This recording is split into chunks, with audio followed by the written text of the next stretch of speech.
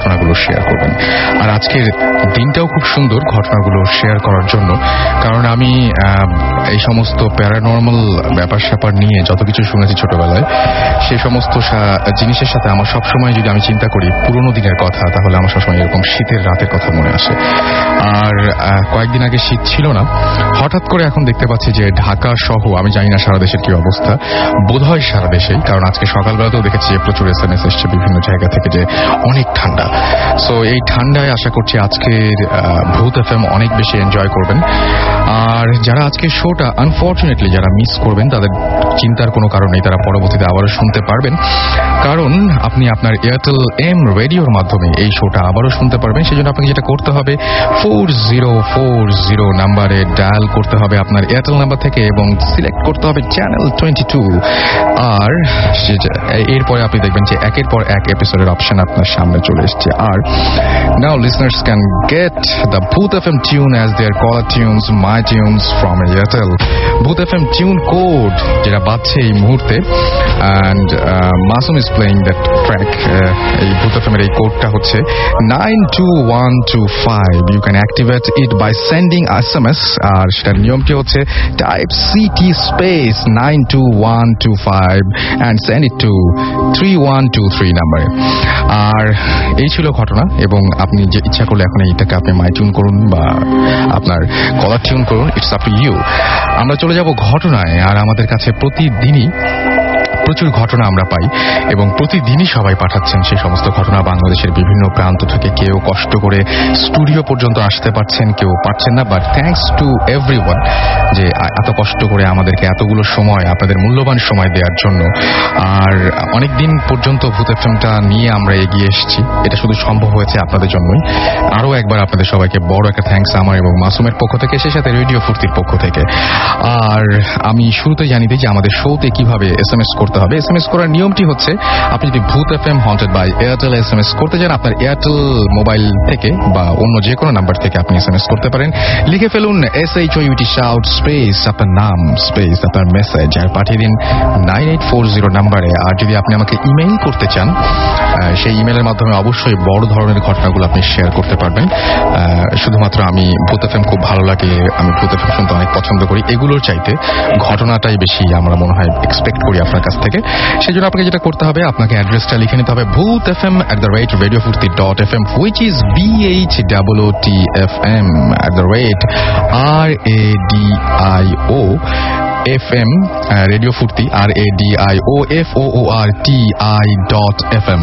এখানে আপনি ইমেল পাঠাতে পারেন, নাম, ঠিকানা এবং কোনো ভৌতিক ফোন নাম্বার অবশ্যই দেবেন না, যেটা ভৌতিক ফোন নাম্বার না সেরকম একটা ফোন নাম্বার সহ আমাদেরকে আপনার সেই ঘটনাটি পাঠিয়ে দিন। আমরা চেষ্টা করব আপনাকে আপনার সেই ঘটনাটি প্রচার করা। যদি সেটি অনেক ভালো হয়, সবার চাইতে ভালো হয়, অবশ্যই সেটা আমরা করব। আর যদি আপনি স্টুডিওতে উপস্থিত থাকতে চান তাহলে তো কথাই নেই। অনেক কথা হলো, সরাসরি ঘটনায় চলে যাচ্ছি। আজকে শুরুতেই যে ঘটনাটি আমি আপনাদেরকে জানাবো সেটি আমাদের পাঠিয়েছেন মোহাম্মদ সাজ্জাদুর রহমান রনি বরগুনা থেকে। শুনতেই পাচ্ছেন এবং বুঝতেই পারছেন যে বরগুনাটা ঢাকা থেকে অনেক দূরে এবং সেখান থেকে তার আসাটা সম্ভব হয়নি। সুতরাং আমাকে যেটা করতে হবে, তার ঘটনাটি পড়ে শোনাতে হবে আপনাদের।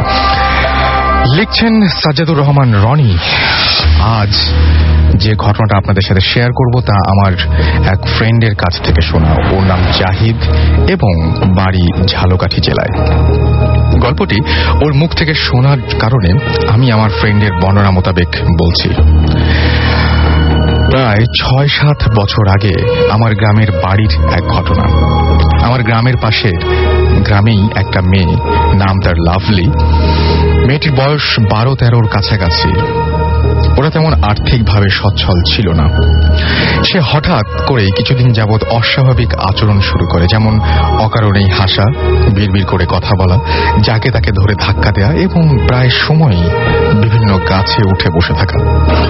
নিশ্চিতভাবেই তাদের পরিবারের মহা চিন্তার কারণ ছিল মেয়েটি। এই ধরনের আচরণ তার ক্রমান্বয়ে বেড়ে যাচ্ছিল। প্রায় 3 মাসের মতো অতিবাহিত হওয়ার পর ওই মেয়েটির বাবা মা এর প্রতিকারের জন্য এক হুজুরের শরণাপন্ন হন। হুজুর সব ঘটনা শোনার পরে ওই মেয়েটির বাবা এবং মায়ের সাথে তাদের বাড়িতে যায়।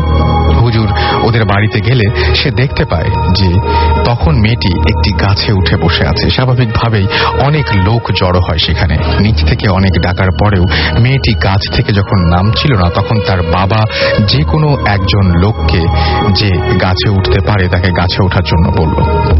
সেখান থেকেই একজন লোক গাছে উঠল তাকে নামানোর জন্য, এবং সেখানেই ঘটে এক মর্মান্তিক ঘটনা। অনেক চেষ্টার পরও যখন মেয়েটি কিছুতেই নামতে চাচ্ছিল না, তখন গাছ থেকে হঠাৎ করে সে পড়ে যায় এবং ঘটনাস্থলেই মেয়েটি মারা যায়। এরপরে ওখানে হৃদয় বিদারক ঘটনার বর্ণনা নাই বা দিলাম।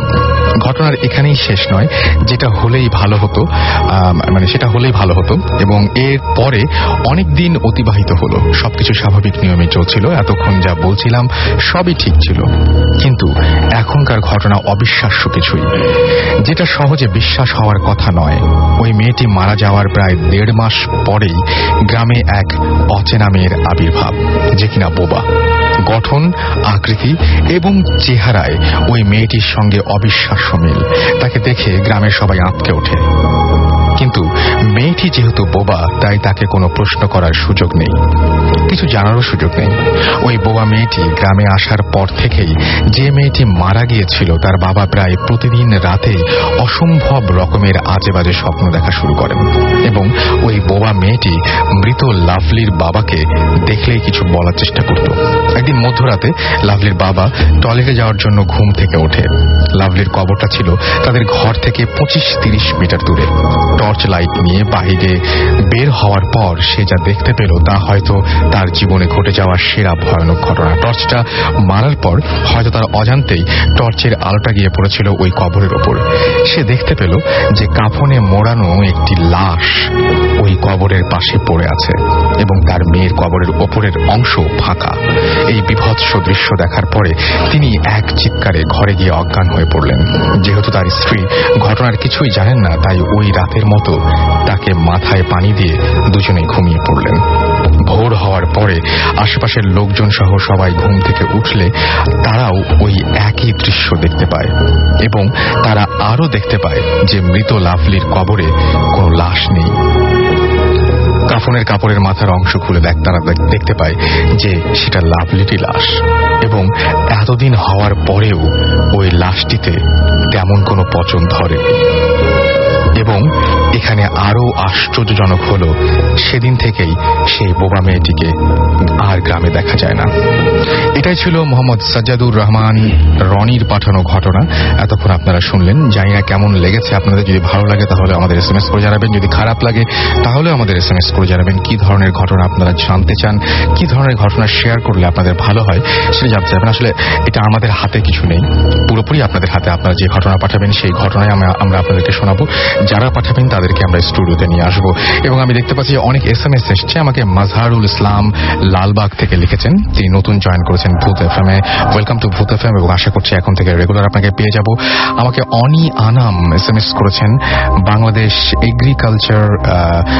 এগ্রিকালচারাল ইউনিভার্সিটি ময়মনসিংহ থেকে, এবং তিনি গত ফ্রাইডেতে হ্যাপি নিউ ইয়ার বলেছেন সবাইকে, বাট আমি সেটা পড়িনি। I am really sorry for that. And danger man Chittagong cantonment থেকে লিখেছেন, ভাইয়া শীত লাগছে, এবং তিনি আমাদের সাথে এই মুহূর্তে আছেন। এরপরেও আখি আমাদেরকে খুলনা থেকে SMS করেছেন।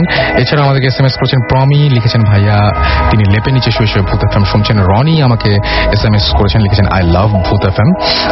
এবং আমাকে ফাহিম SMS করেছেন যাত্রাবাড়ি থেকে, আর তিনি তার আম্মু আর তার বোন সবাই মিলে শুনছেন এবং অনেক ভালো লাগছে তার কাছে ঘটনাগুলো। শালিকা নিয়ে ভূত FM শুনছেন। হলুদ ময়মনসিংহ লিখেছেন এভাবেই। অন্তর হৃদয় লিখেছেন ফ্রম রাজশাহী, ঝাল ঝাল ভয় করছে। ওকে।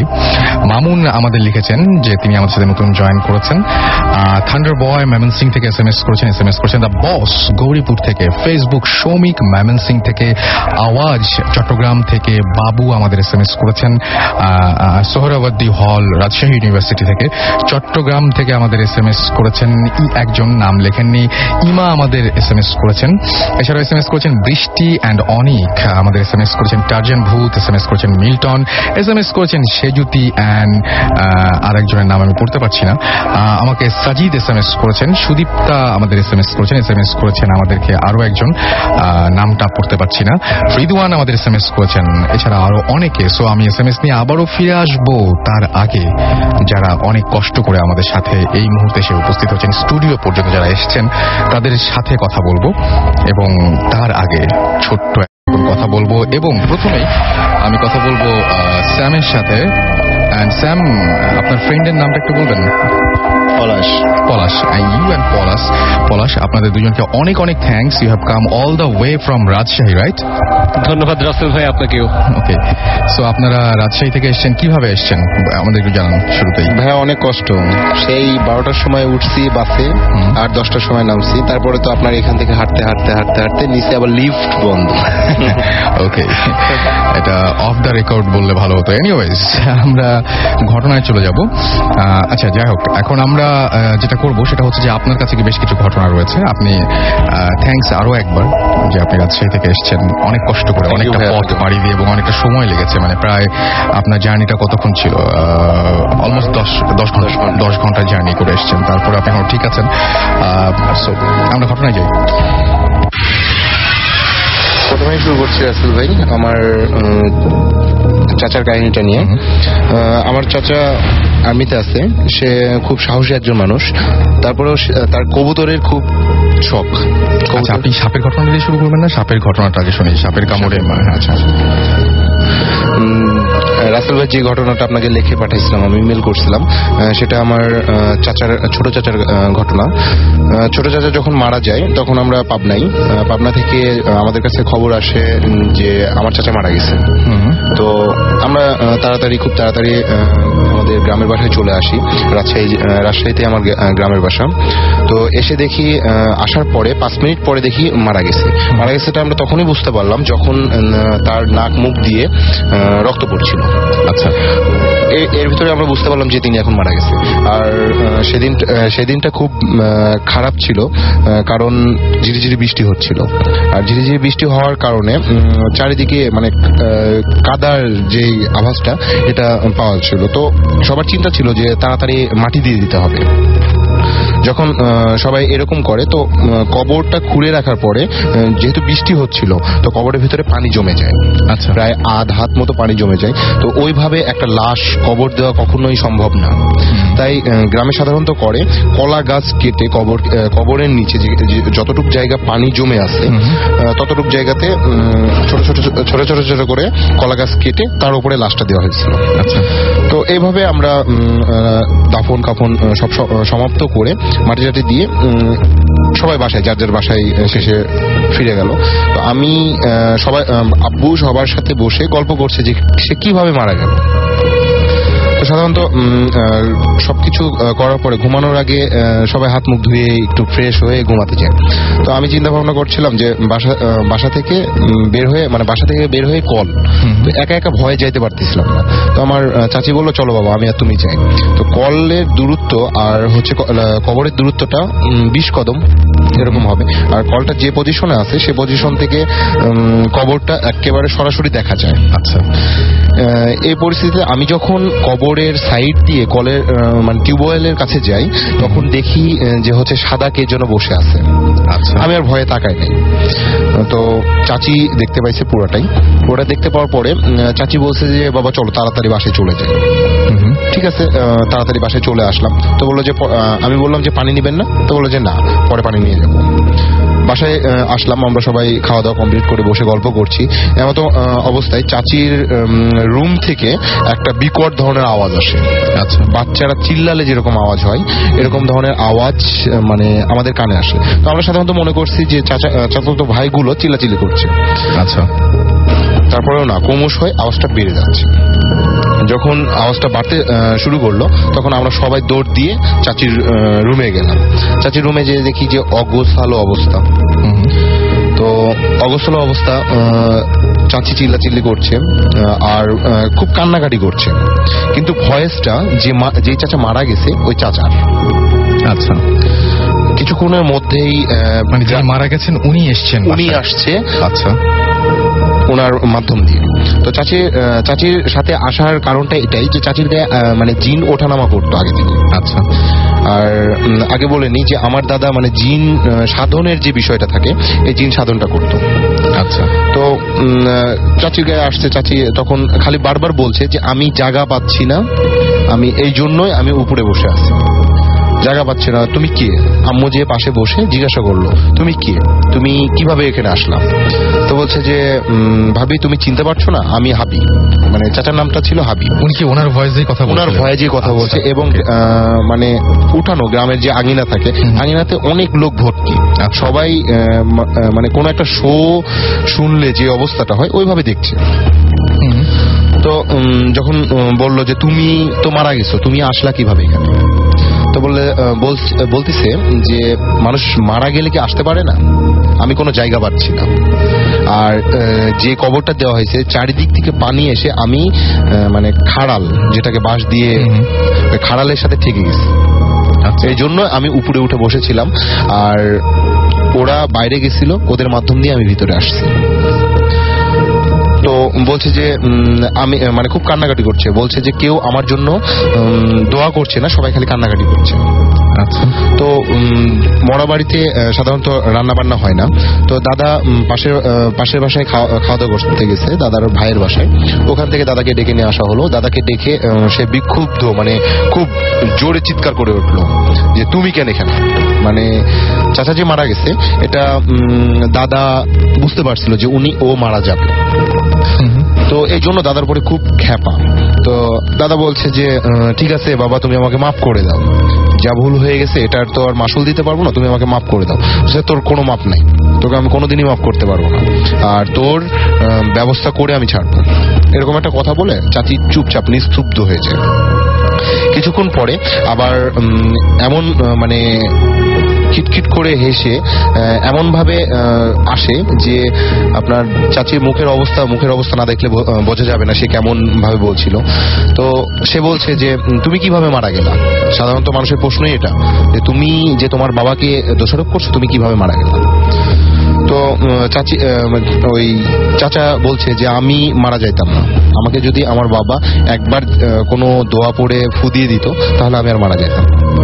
তো সাধারণত সবাই জানে যে কোথা থেকে সাপে কামড়টা দিছিল, তো ওটা সাপ ছিল না। কিন্তু আপনার চাচা গ্রামে সাধারণত টয়লেট থাকে না, আর গ্রামের লোকজন ভোরে বিভিন্ন জায়গায় টয়লেট করে। তো আমাদের ওইখানে একটা ঈদগাহ আছে, ঈদগাহের পাশে ও টয়লেট করতে গেছিল 2-3 বার, মানে মানা করছে 2-3 দিনের আগে, তারপরেও সে ওখানে গেছে। ওইখান থেকে যখন ফিরে আসে মানে সেদিনকেও গেছে যে আপনার অন্যরকম একটা জিনিস দেখে যে একটা অনেক সুন্দরী একটা মহিলা গা থেকে সোনা রূপা ঝরছে এরকম। তো উনি ওইখান থেকে ভয়ে দৌড় দিয়ে পালায় চলে আসে। আচ্ছা, দৌড় দিয়ে পালায় চলে এসে একটা বাড়ির কোনায় দাঁড়িয়ে আবার উকি দিয়ে তাকে দেখার চেষ্টা করে। দেন উকি দিয়ে দেখার পরেই সে বুঝতে পারে যে আমাকে কেউ ফলো করছে, আর ফলোটা করার কারণেই সে সাথে সাথে সাপরূপ ধারণ করে। তো সাপরূপ ধারণ করে ও দেখছে যে সাপরূপ ধারণ করছে, তো ওর পায়ে কাদা টাদা ভরে গেছিল। ওর নিচে ছিল একটা পুকুর, ওই পুকুরের পাড়ে নেমে পা ধুচ্ছে। ওই সাপটা দেখলো যে নামলো পুকুরে এবং ভেসে চলে আসছে ওর দিকে। তো তাড়াতাড়ি সাথে সাথে উঠে পুকুরের পাড়ে উঠলো। ওঠার পরে লুকিয়ে গেল। ওই সাপটাও কিন্তু ওর সাথে সাথে পুকুরের পাড়ে উঠে ওকে ছোবল মেরে দেয়, কিন্তু ও তাকিয়ে নিচের দিকে কোনো সাপ দেখতে পায় না। যখন পা ঝাড়া দেয় তখন সাপটা পুকুরের ভিতরে পড়ে এবং যে আওয়াজটা হয় সেই আওয়াজটা পাশে বাসা থেকেও শুনতে পায়। তারপরে মনে করে সবাই যে সাপে কামড় মারছে। সে চলে আসার পরে বাসায় চলে আসলো। বাসায় এসে বললো যে আমাকে সাপে কামড় মারছে। সাধারণত সাপে কামড় মারলে সব পাটা বেঁধে দেওয়া হয়। তো পা বেঁধে তখন অন্ধকার ছিল, মানে এখনো আলো হয় নাই, সকাল হয় নাই, পরিপূর্ণ সকাল হয় নাই। সকাল হওয়ার পরে 2 ভাই মিলে আপনার সাপের কবিরাজের কাছে নিয়ে গেছে। তো সাপে ওঝার কাছে নিয়ে গেছে, যারা সাপ বিষটি ছাড়ে। তারা বিভিন্ন রকম দেখে তারপরে ব্লেড দিয়ে খুঁচে না, কোনো বিষ নেই তার শরীরে। তো বিষ নাই, বেঁধে ধুয়ে কি করবে? বাঁধনটা খুলে দিয়ে চলে আসলো তারা বাসায় আসার পর এই যে কাহিনীটা ঘটলো, আস্তে আস্তে মানে তার শরীরটা ওটা অবশ হয়ে যাচ্ছে, পুরো শরীর অবশ হয়ে যাচ্ছে, পুরো হাত টাত কোনো কিছুই সে আর নাড়াতে পারছে না। যেই সাপটা তাকে কামড় মারছিল সেটা আসলেই সাপ না, একটা হচ্ছে মানে জিন যার নাম সাপা ডাকনি। সে বলছে যে সাপা ডাকনি। তাকে অনেকভাবে সে বাঁচানোর চেষ্টা করছে, কিন্তু আমার দাদা বুঝতে পারছিল যে তাকে বাঁচানো সম্ভব না, তাকে যদি বাঁচায় তাহলে আমার দাদারই কোনো ক্ষতি হয়ে যাবে, আর সে ওই জন্যই ওকে আর বাঁচাতে যায়নি, মানে ওনার ছেলে। তো দাদা এই নিয়ে মানে পরে অনেক কান্নাকাটি। তো সাপটা যে সাপা ডাকনিটা ওই জিনটাকে আমার দাদাই নিয়ে আসছিল। নিয়ে আসার পরে কোনো জায়গা দিতে পারে নাই, কোনো খাবার দিতে পারে না।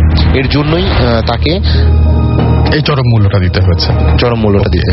ঠিক আছে, আমরা পরবর্তী ঘটনায় যাই। চলে যাই। আমাদের সাথে আরো একজন আছেন, আপনার নামটা একটু বলবেন প্লিজ। হ্যালো লিসেনার্স, আমি Rashed. Specially thanks to Rasel ভাইয়া। You most welcome. ওকে, আর আসলে একটু সিক ছিলাম। আমার এখানে আসার বিষয়ে আমাকে যারা ইন্সপায়ার করেছে একটু থ্যাঙ্কস জানাই সবাইকে। মাহফুজা আন্টি, স্বর্ণা, সম্রাট, শুভ, লিটন ভাই, ফারুক ভাই, টুটুল ভাই, রক, ইমাম, সবাইকে শুভেচ্ছা। ওকে, সো আপনার শুরু করছেন আপনি আদমজির ঘটনা দিয়ে, রাইট? আপনি আদমজিতে বহুদিন ধরে ছিলেন এবং সেইখানে ছোটবেলা থেকে আপনি অনেক উইয়ার্ড এক্সপেরিয়েন্স হয়েছে আপনার। সো কি ছিল সেই ঘটনাগুলো শুনে?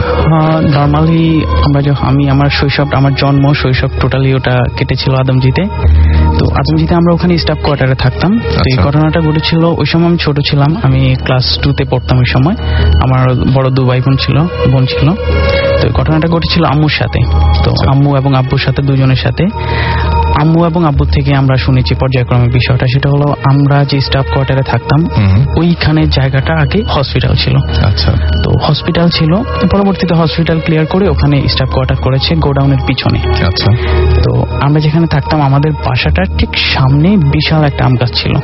আর বের হয়ে যাওয়ার জন্য 2টো রাস্তা ছিল। বাম দিকে যে রাস্তাটা সেটা হলো সবাই ইউজ করে, আর ডান দিকে যে রাস্তাটা সেটা জাস্ট শর্টকাট, বাট ওই রাস্তাটা গিয়েছে টোটাল একটা স্ট্রেট লেফটিনে, টয়লেট যেটা ওখানে গিয়েছে ফরএভার।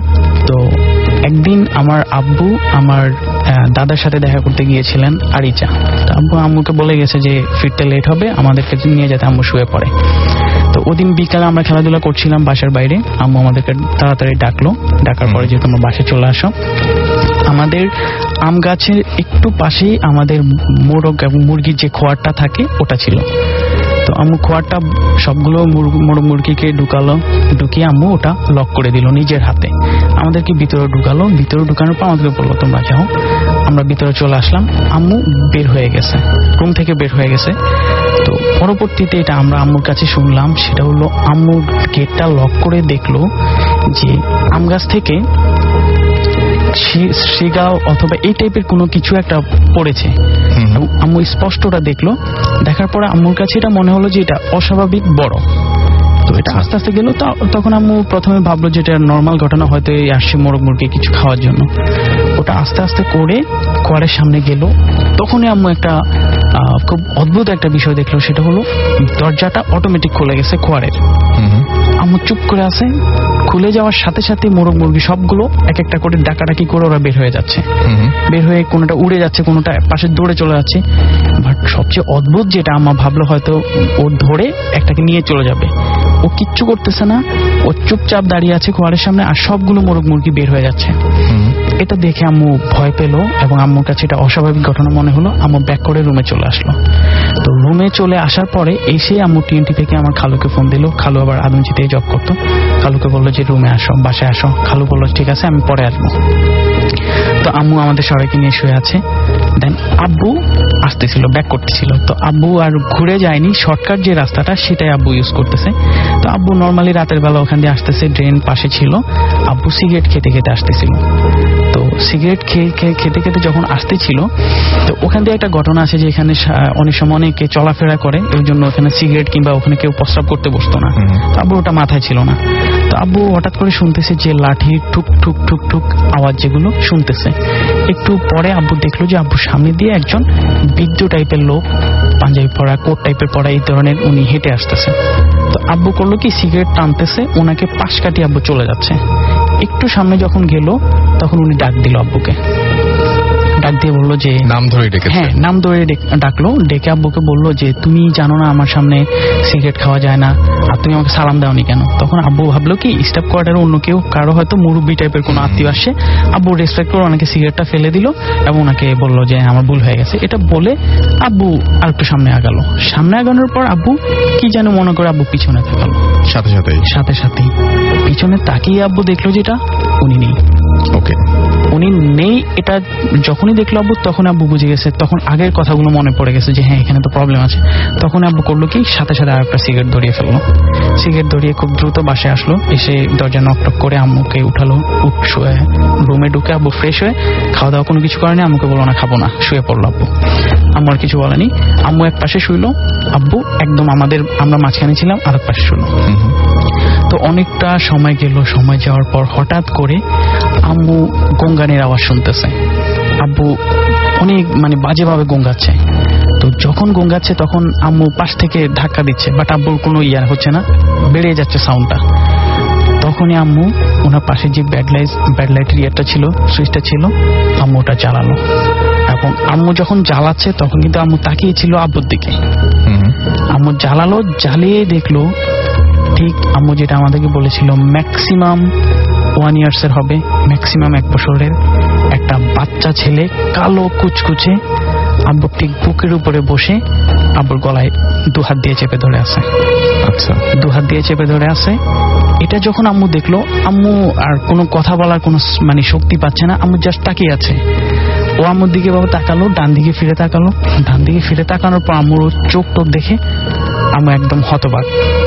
ও সাথে সাথে আব্বুর বুক থেকে, যে বয়সে বাচ্চারা হামাগুড়িও দিতে পারে না, ও আব্বুর বুক থেকে একটা লাফ দিল মশারির একদম লাস্ট প্রান্তে, যেটা খাটের প্রান্তে, সেখানে গেল। ওখান থেকে আরেকটা লাফে জানালা দিয়ে, বাট জানালা বন্ধ করা ছিল, ভ্যানিশ, টোটাল ভ্যানিশ। তখন আম্মু তাকালো, আব্বুর গলায় নখ বসে গেছে। তখনই আব্বুকে ধাক্কা দিল, ধাক্কা দিয়ে উঠালো, আব্বু উঠলো। তো উঠানোর পর আব্বুকে একটু পানি খাওয়ালো, বাট ঘটনাটা আম্মু আব্বুর সাথে শেয়ার করেনি। পরের দিন সকালবেলা আম্মু যা দেখেছে তা আব্বুকে বললো, ইভেন আব্বুর সাথে যা যা হয়েছে আম্মু যেটা দেখলো সেটাও আব্বুকে বললো। সকালবেলায় আমাদের ওখানে একজন মাজুর টাইপের লোক থাকতো, উনি একটু ফরেস্ট গাছ ছিল, ওনাকে আনলো, এনে কিছু দোয়া টুর করে দিল। তখন ওই মাজুর টাইপের লোকটা আমাকে দেখে বলেছিল, আপনার একমাত্র ছেলে তো, ও শনিবার এবং মঙ্গলবারটা ওকে একটু কেয়ারফুলি রাখবেন, আদারওয়াইজ এই ডেগুলোতে ও কোনো প্রবলেম হতে পারে। সমস্যাটা কেন হয়েছিল এটা কি বলেছে নাকি?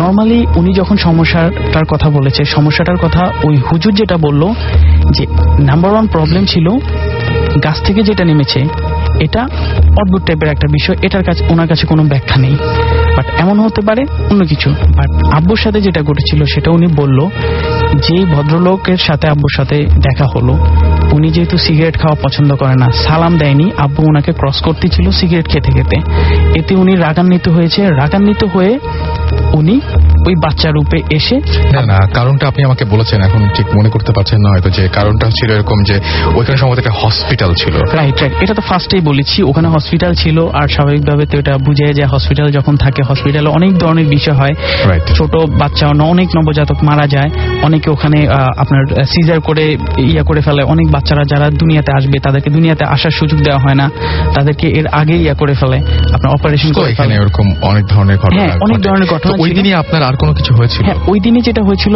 আমাকে সকালেই বলেছিল, হুজুর বলেছিল যে ওকে একটু দেখে শুনে রাখেন। দেন দুপুরের দিকেই হবে, সিনিয়র যারা ভাই ছিল ওনারা খেলতে যাচ্ছে, ফুটবল নিয়ে যাচ্ছে, হাডুডু খেলবে নদীর পাড়ে, শীতলক্ষা নদীর পাড়ে। তো আমাকে সবাই আদর করতে বললো চলো, আমি চলে গেছি। আম্মু তো আর সবসময় দেখে রাখবে না, তো চলে গেলাম। ওনারা খেলাধুলা করতেছিল, আমি পাশে দাঁড়িয়েছিলাম, আমার স্পষ্ট মনে আছে। পরবর্তীতে আমি নিজেকে আবিষ্কার করলাম পানির মধ্যে, আমি একবার ডুবতেছি, একবার উপরে উঠতেছি, একবার ডুবতেছি, একবার উপরে উঠতেছি, এমন ঝাপসা সব দেখা যাচ্ছে। তো নর্মালি যারা শীতলক্ষা নদীতে পাড়ে গিয়েছে তারা পাড় থেকে জেটিটা অনেক দূরে, জেটিটা হলো যেখানে মাল খালাস করে, রাইট। তো আমি প্রায় জেটির কাছে চলে গেছি, অনেক দূর পাড় তার থেকে যেটি প্রায় কাছে চলে গেছি। পরবর্তীতে এরা আমাকে কিভাবে উঠালো, কিভাবে জানলো আমি কোনো কিছুই জানি না। বাট আশ্চর্যের বিষয় হলো যেটা, যখন আমাকে উঠালো বাসায় নিয়ে গেল, আমি এক ফোঁটা পরিমাণ পানি খাইনি। Okay fine. তো আমরা যে ঘটনাটা শুনছিলাম সেই ঘটনাটার সবচাইতে বেস্ট পার্ট যেটা ছিল সেটা হচ্ছে যে আমি রাতের বেলায় আপনি যখন ঘুম থেকে উঠবেন এবং আপনার যদি হঠাৎ করে ঘুম ভাঙে এবং আপনি যদি এরকম একটা অদ্ভুত দৃশ্য দেখেন যে কোনো একটা বাচ্চা যে কিনা একদম কুচকুচে কালো এবং মনে হয় মানুষের গায়ের রঙের মতো কালো না, সেটা যে তার শরীরটা কালো ছিল এবং চোখগুলো অদ্ভুত টাইপের ছিল, লাল টাইপের। আমার দিকেও যখন তাকালো, তো এরকম উদ্ভট কিছু যদি দেখেন তাহলে বুঝতেই পারছেন যে কি অবস্থা হবে, এবং যেটি আপনার মশারি না তুলে মশারি ভেদ করে চলে যেতে পারে, বন্ধ জানালা ভেদ করে চলে যেতে পারে। আমি জানি না আমাদের কাছে যে ঘটনাটা এরপরে শুনবো সেটাও একটা ওই যে বামন রিলেটেড ঘটনা, তো এরকম কিছু হতে পারে কিন্তু। সো সেই ধরনের ঘটনা হতেই পারে। আরো একবার জানাই যে শুনছেন সবসময় রেডিও ফুর্তি, চলছে ভূত এফএম হন্টেড বাই এয়ারটেল। কিছু SMS পড়ে ফেলে আমাকে লিখেছেন হাসিন, ঢাকা চট্টগ্রাম রোডে ড্রাইভ করছেন তিনি এবং তিনি ঢাকায় ব্যাক করছেন এবং তিনি বলছেন যে আজকে তার খুব অসম লাগছে এই শোটা শুনতে। তিনি শুনছেন অনেকদিন পর, তিনি ভয় পাচ্ছেন। Okay, so thanks for being with us. DVD from Wari, তিনি লিখেছেন রাসেল ব্রো, সবার SMS পড়ো কিন্তু আমার SMS পড়ো না। আমি এখন আপনার SMS পড়ছি, সো আমি পড়ি না এই কথাটা কিন্তু একদম ঠিক না, বলতে পারেন যে সুযোগ পাই না। সৌরভ আমাকে লিখেছেন আমার ভাই সাজিদকে নিয়ে শুনছি, তার এইজ হচ্ছে 6। ওকে, সো সাজিদ অনেক সাহসী, বুঝতে পারছি। ইমন কাফরুল থেকে লিখেছেন ভাইয়া চরম কাহিনী। ডক্টর ফারজানা গ্রিন রোড থেকে লিখেছেন যে I just eagerly wait every Friday for Bhoot FM. Thank you আমাদের সাথে এতদিন পরিচিত থাকার জন্য এবং প্রতি ফ্রাইডেতে অনেক মনে করে আমাদেরকে শোনার জন্য। আফ্রিদা আমাদের লিখেছেন খুলনা থেকে যে শীতের কালো রাতে একলা বসে শুনছি ভূত এফএম। ওকে, আমাকে সিলভিয়া লিখেছেন this is my first SMS। আমি আপনার প্রথম SMS টি পড়ে ফেলেছি, আই এম সো লাকি। আমাকে আপনি আর কখনোই ব্লেম করতে পারবেন না। রিমিক্স ঘোস্ট আমাকে লিখেছেন তারপরে রিফাত তার নাম, খুলনা থেকে লিখেছেন যে তিনি ভূত এফএম শুনছেন। ডানা আজিমপুর থেকে লিখেছেন ঠান্ডা ঠান্ডা শীতে গরম গরম কাহিনী খুব ভালো লাগছে, ভয় এবং ঠান্ডায় কাঁপছি তবু ভূত এফএম শুনছি, লিখেছেন রোজি আখি মিলি হেতেমখা রাজশাহী থেকে। আনোয়ার ময়মনসিং থেকে লিখেছেন যে হাউ আর ইউ, আমি সবসময় ভালো থাকি, সবসময় ভালো দলে। Dictionary Sabbir BM college Barisal থেকে লিখেছেন এবং তিনি বলেছেন যে কতগুলো SMS দিলে তুমি পড়বা। আপনাকে তার আগে প্রশ্ন করি যে কতগুলো SMS আপনি পর্যন্ত দিয়েছেন। রাজ আমাদের লিখেছেন ফ্রম বসুন্ধরা, হাই রাসেল, আমি 7 বছর বয়স তার এবং তিনি বলছেন যে তিনি এখন শুনছেন, অনেক সাহসী, বুঝতে পারছি। এনিওয়েজ, যারা SMS করছেন এবং SMS করতে চাচ্ছেন, যারা SMS করে ফেলেছেন তাদেরকে অনেক অনেক থ্যাঙ্কস SMS করার জন্য। যারা SMS করতে চাচ্ছেন তাদেরকে নিয়মটা আরো একবার জানিয়ে দিই। আপনার এয়ারটেল নাম্বার থেকে বা অন্য যে কোনো নাম্বার থেকে টাইপ করুন SHOUT শাউট স্পেস আপনার নাম স্পেস আপনার মেসেজ। শুনছেন সবসময় রেডিও ফুর্তি, চলছে ভূত এফএম হন্টেড বাই এয়ারটেল এবং এতক্ষণ ধরে আমরা বিভিন্ন ঘটনাগুলো শুনছিলাম। মাঝে ছোট্ট ব্রেক নিয়েছিলাম, ব্রেকের পরে আবারও ফিরে এসেছি। যারা SMS করতে চান তারা SMS করুন, লিখে ফেলুন SHOUT শাউট স্পেস আপনার নাম স্পেস আপনার মেসেজ, পাঠিয়ে দিন 9840 নাম্বারে। আমি দেখতে পাচ্ছি অনেকে আমাকে SMS করছেন। সুমাইয়া বরিশাল থেকে SMS করেছেন এবং তিনি অনেক SMS পাঠান তারপরে পড়া হয় না, এরকম একটা অভিযোগ করেছেন।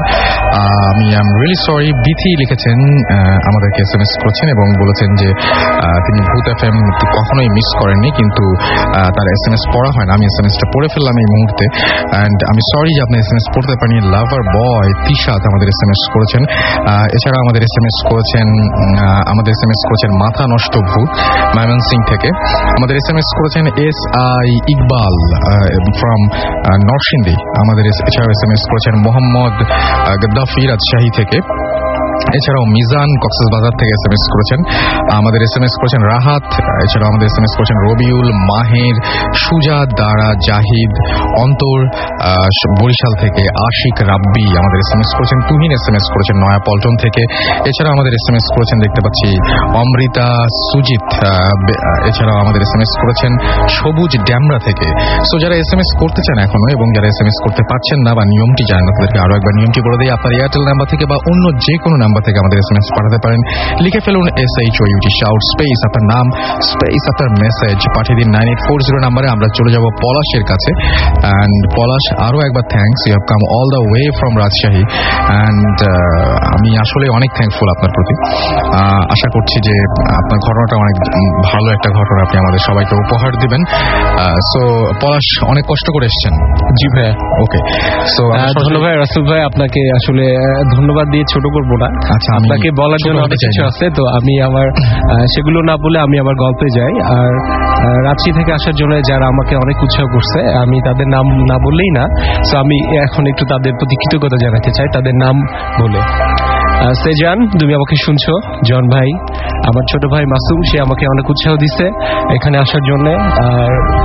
আর অনেকে আছে যাদের নাম বলছি না, আমি ঘটনায় চলে যাচ্ছি। ওকে রাসেল ভাই, আমি এখন যে ঘটনাটা শেয়ার করবো সেটা হচ্ছে আমার এক ফ্রেন্ডের আব্বুর ঘটনা। সেটা হচ্ছে রাজশাহী নহটার কোন একটি গ্রামের ঘটনা। রাজশাহী থেকে যারা শুনছো তারা অবশ্যই বুঝতে পারছো জায়গাটা কোনটা। তো আমি ঘটনায় চলে যাচ্ছি। কোন এক কারণে আমার ফ্রেন্ডের আব্বু তার এক ফ্রেন্ডের বাসা যায়, যেটা ছিল কয়েকটা গ্রাম পরেই। তো তিনি তার পার্সোনাল কাজগুলো শেষ করতে করতে মোটামুটি রাত 12টা-1টা বেজে যায়। দেন তিনি ডিসিশন নেন বাসায় ফিরবে। তো যেহেতু 2-1টা গ্রাম পরেই তার বাসাটা ছিল, তিনি স্বাভাবিক অন্যান্য দিনের মতো আজকেও সে একা একাই রওনা দিচ্ছে। তার সঙ্গে ছিল একটা সাইকেল। আর রাসেল ভাই বলে রাখি যে ওই তার গ্রামে যাবার জন্য যে পথ আছে, সেই পথে একটা মোড় ছিল, সেখানে ছিল একটা বকুল ফুল গাছ। আচ্ছা, যেটি কিনা এলাকার লোকজন বলেন যে অনেক কিছু এখানে হয়, মাঝে মধ্যেই অনেকে অনেক কিছু দেখেন। তো তিনি যাচ্ছিলেন আর সেই ব্যাপারটা নিজে ভেতরেও ভাবছিলেন। তার ভেতরে একটা ফিলিংস তৈরি হচ্ছিল যে আমি তো ওই পথটা ধরেই যাব, সেখানে কিছু হয় কিনা। তো এইভাবে ভাবতে ভাবতে তিনি যখন ওই গাছের নিচে গেলেন, বকুল ফুলের গাছের নিচে, হঠাৎ করে একটু কাছ থেকে কথা বলতে হবে। ধন্যবাদ রাসেল ভাই। হঠাৎ করে তার সামনে এবং পিছে 2টা বকুল ফুলের অনেক বড় ডাল ভেঙে পড়ল। তিনি যথারীতি সঙ্গে সঙ্গে দাঁড়িয়ে গেলেন এবং তার হাতের সাইকেলটা ভয়ে ফেলে দিলেন। তো বেশ কিছুক্ষণ পরে তিনি দেখলেন যে উনি ভাবতে থাকলেন যে হঠাৎ করে কেন আমার সামনে এবং পিছে 2টা ডাল ভেঙে পড়ল। কিছুক্ষণ পরে উনি লক্ষ্য করলো যে এই বকুল ফুলের গাছ থেকে ডালগুলো ভেঙে পড়ল। সেই বকুল ফুলের গাছ বেয়ে অনেকগুলো ছোট বামুন মানুষ, যেটা রেডিও ফুর্তিতে অনেকবার অনেকেই বলেছে, এবং এর আগেও আমরা যেখান থেকে শুনেছি তার মধ্যে মানে অলমোস্ট রাজশাহী রহনপুর থেকে এসেছিলেন একজন, তিনি ওই এলাকারই ঘটনা বলেছিলেন। তারপর কি হলো? তারপরে উনি দেখলেন যে 15-20টা বামন গাছ বেয়ে যে ডালগুলো ভেঙে পড়েছে সেগুলোর উপরে লাফালাফি করলো। কেউ কাঁদতেছে, কেউ হাসতেছে, কেউ বিচ্ছিরি ধরনের শব্দ করতেছে এবং আমার ফ্রেন্ডের ওই আব্বুকে ভয় দেখানোর চেষ্টা করতেছে। তিনি যথারীতি ভয় পাচ্ছেন এবং তার পুরো শরীর কাঁপতেছিল এবং পুরো শরীর ঘামতেছিল। তো এভাবে মোটামুটি ঘন্টাখানেক পার হয়ে যায়। কিছুক্ষণ পরে দেখে যে বকুল ফুলের গাছ বেয়ে মেয়েদের চুলের মতো অনেক চুল তাকে সার্কেল করে ঘিরে ফেলল। আচ্ছা, এবং সেটা পেয়ে দেখে তো তিনি আরো রীতিমতো ভয় পেতে থাকলেন। একসময় সেই চুল বেয়ে আরো অনেক পরিমাণে প্রায় 1-150 ছোট বামন আকৃতির সেই বাচ্চাগুলো নামতে থাকলো। তারাও সেম একইভাবে বিভিন্ন রকম বিচ্ছিরি শব্দ এবং কান্না, কেউ হাসে, ভয় দেখানোর চেষ্টা করে। এভাবে 1 ঘন্টা, 2 ঘন্টা, 3 ঘন্টা পরে প্রায় অনেকটা সময় পেরিয়ে যায়।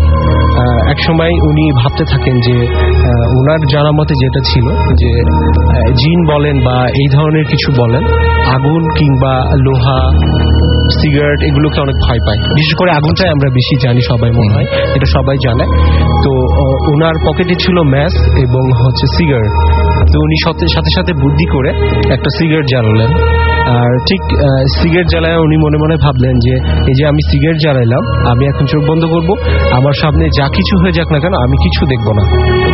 তো উনি সঙ্গে সঙ্গে সিগারেটটা জ্বালান এবং সিগারেট টানতে থাকেন এবং চোখ বন্ধ করে ফেলেন। ঠিক কিছুক্ষণ পরেই তার কানে ফজরের আজান আসে এবং তিনি সাহস করে চোখ খুলেন। এই জন্যই যে আমরা জানি যে ফজরের আগ মুহূর্ত পর্যন্ত এই সমস্ত ব্যাপার তাদের পাওয়ার কাটাইতে পারে। দেন তারপরে ফজরের পরে সময়টা হয়ে যায় আমাদের মানুষের জন্য। তো উনি সাহস করে চোখ খুলেন এবং দেখেন যে সামনে কিছুই নাই এবং ডালগুলো উধাও হয়ে গেছে এবং সবকিছু ভ্যানিশ এবং উনি কোনো কিছু শুনতেও পাচ্ছেন না। এভাবে তিনি বাসায় ফিরে যান। রাসেল ভাই এখানে বলে রাখি যে যেহেতু ওই গাছটা আসলেই খারাপ ছিল এবং গ্রামে এইভাবে 2 দিন পর পরেই এক একজন এক এক কিছু দেখতো এবং ঘটতো, তো গ্রামের লোকজন যখন ওই গাছের মালিক যিনি ছিলেন ওনাকে এইভাবে বলতে থাকেন, তো উনি একসময় ডিসিশন নেন যে গাছটা কেটে ফেলবেন। সো দ্যাট উনি গাছটা কেটে ফেলেন এবং গাছটা যখন কাটেন, যারা কেটেছিলেন গাছটা কাটার দায়িত্বে যারা ছিলেন, কিছুদিন পরে দেখা গেছে যে তাদের এক একজনের এক এক রকম প্রবলেম হয়েছে। আচ্ছা, যেমন কারো হাতের সমস্যা হয়েছে, কারো পায়ের, কারো টোটাল বডিতে এমন কিছু একটা রোগ দিছে যে সে আর কোনো রকম কাজ করতে পারে না। আর সবচেয়ে মজার ঘটনাটা বলি রাসেল ভাই আপনাকে, সেটা হচ্ছে যে গাছের মালিক যিনি ছিলেন উনি যেহেতু কাটার পারমিশনটা নিছিলেন, তিনি এমন একটা রোগে আক্রান্ত হন যে কিছুদিন পরে তিনি মৃত্যুবরণ করেন। আচ্ছা, তো রাসেল ভাই এই ছিল আমার ঘটনা। ওকে, থ্যাংক ইউ সো মাচ আপনার ঘটনার জন্য। এবং যারা আমি দেখতে পাচ্ছি অনেকে SMS পাঠাচ্ছেন আমাকে SMS পাঠিয়েছেন তুহিন এবং বলেছেন যে ভাইয়া সিলেট থেকে তিনি SMS করেছেন এবং তার ঘটনাগুলো ভালো লাগছে। এছাড়াও আমাকে SMS করেছেন অবনী মিরপুর থেকে, লিখেছেন যে once upon a time I was in the way to my school where I saw road accident, এবং তিনি বলছেন যে সেখানে একটা বাচ্চাকে তিনি মারা যেতে দেখেন চোখের সামনে। লাস্ট নাইট বলে আর কিছু আসেনি SMSটি। আমার যেটা মনে হয় যে আপনি মনে হয় সেই চিঠিটিকে কোনোভাবে দেখেছেন। সো আমি বলতে পারি যে ভূত FM @radiofurti.fm এই অ্যাড্রেসে আপনি আপনার ঘটনাটি আমাদের সাথে শেয়ার করতে পারেন, আপনার নাম, ঠিকানা এবং ফোন নাম্বার সহ। গ্লোরি সেগুন বাগিচা থেকে লিখেছেন যে ব্রো, আমি ভূত FM কোনোদিন মিস করি না ইনশাল্লাহ, বাট আমার SMS পড়া হয় না কেন? এটা খুবই গুরুত্বপূর্ণ একটা কোশ্চেন, যে কোশ্চেনের উত্তর আমার কাছে নেই। আই এম রিয়েলি সরি যে আপনার SMS পড়া হয় না। সোহেল সিলেট থেকে SMS করেছেন, ফার্স্ট SMS করলাম, প্লিজ পড়ুন।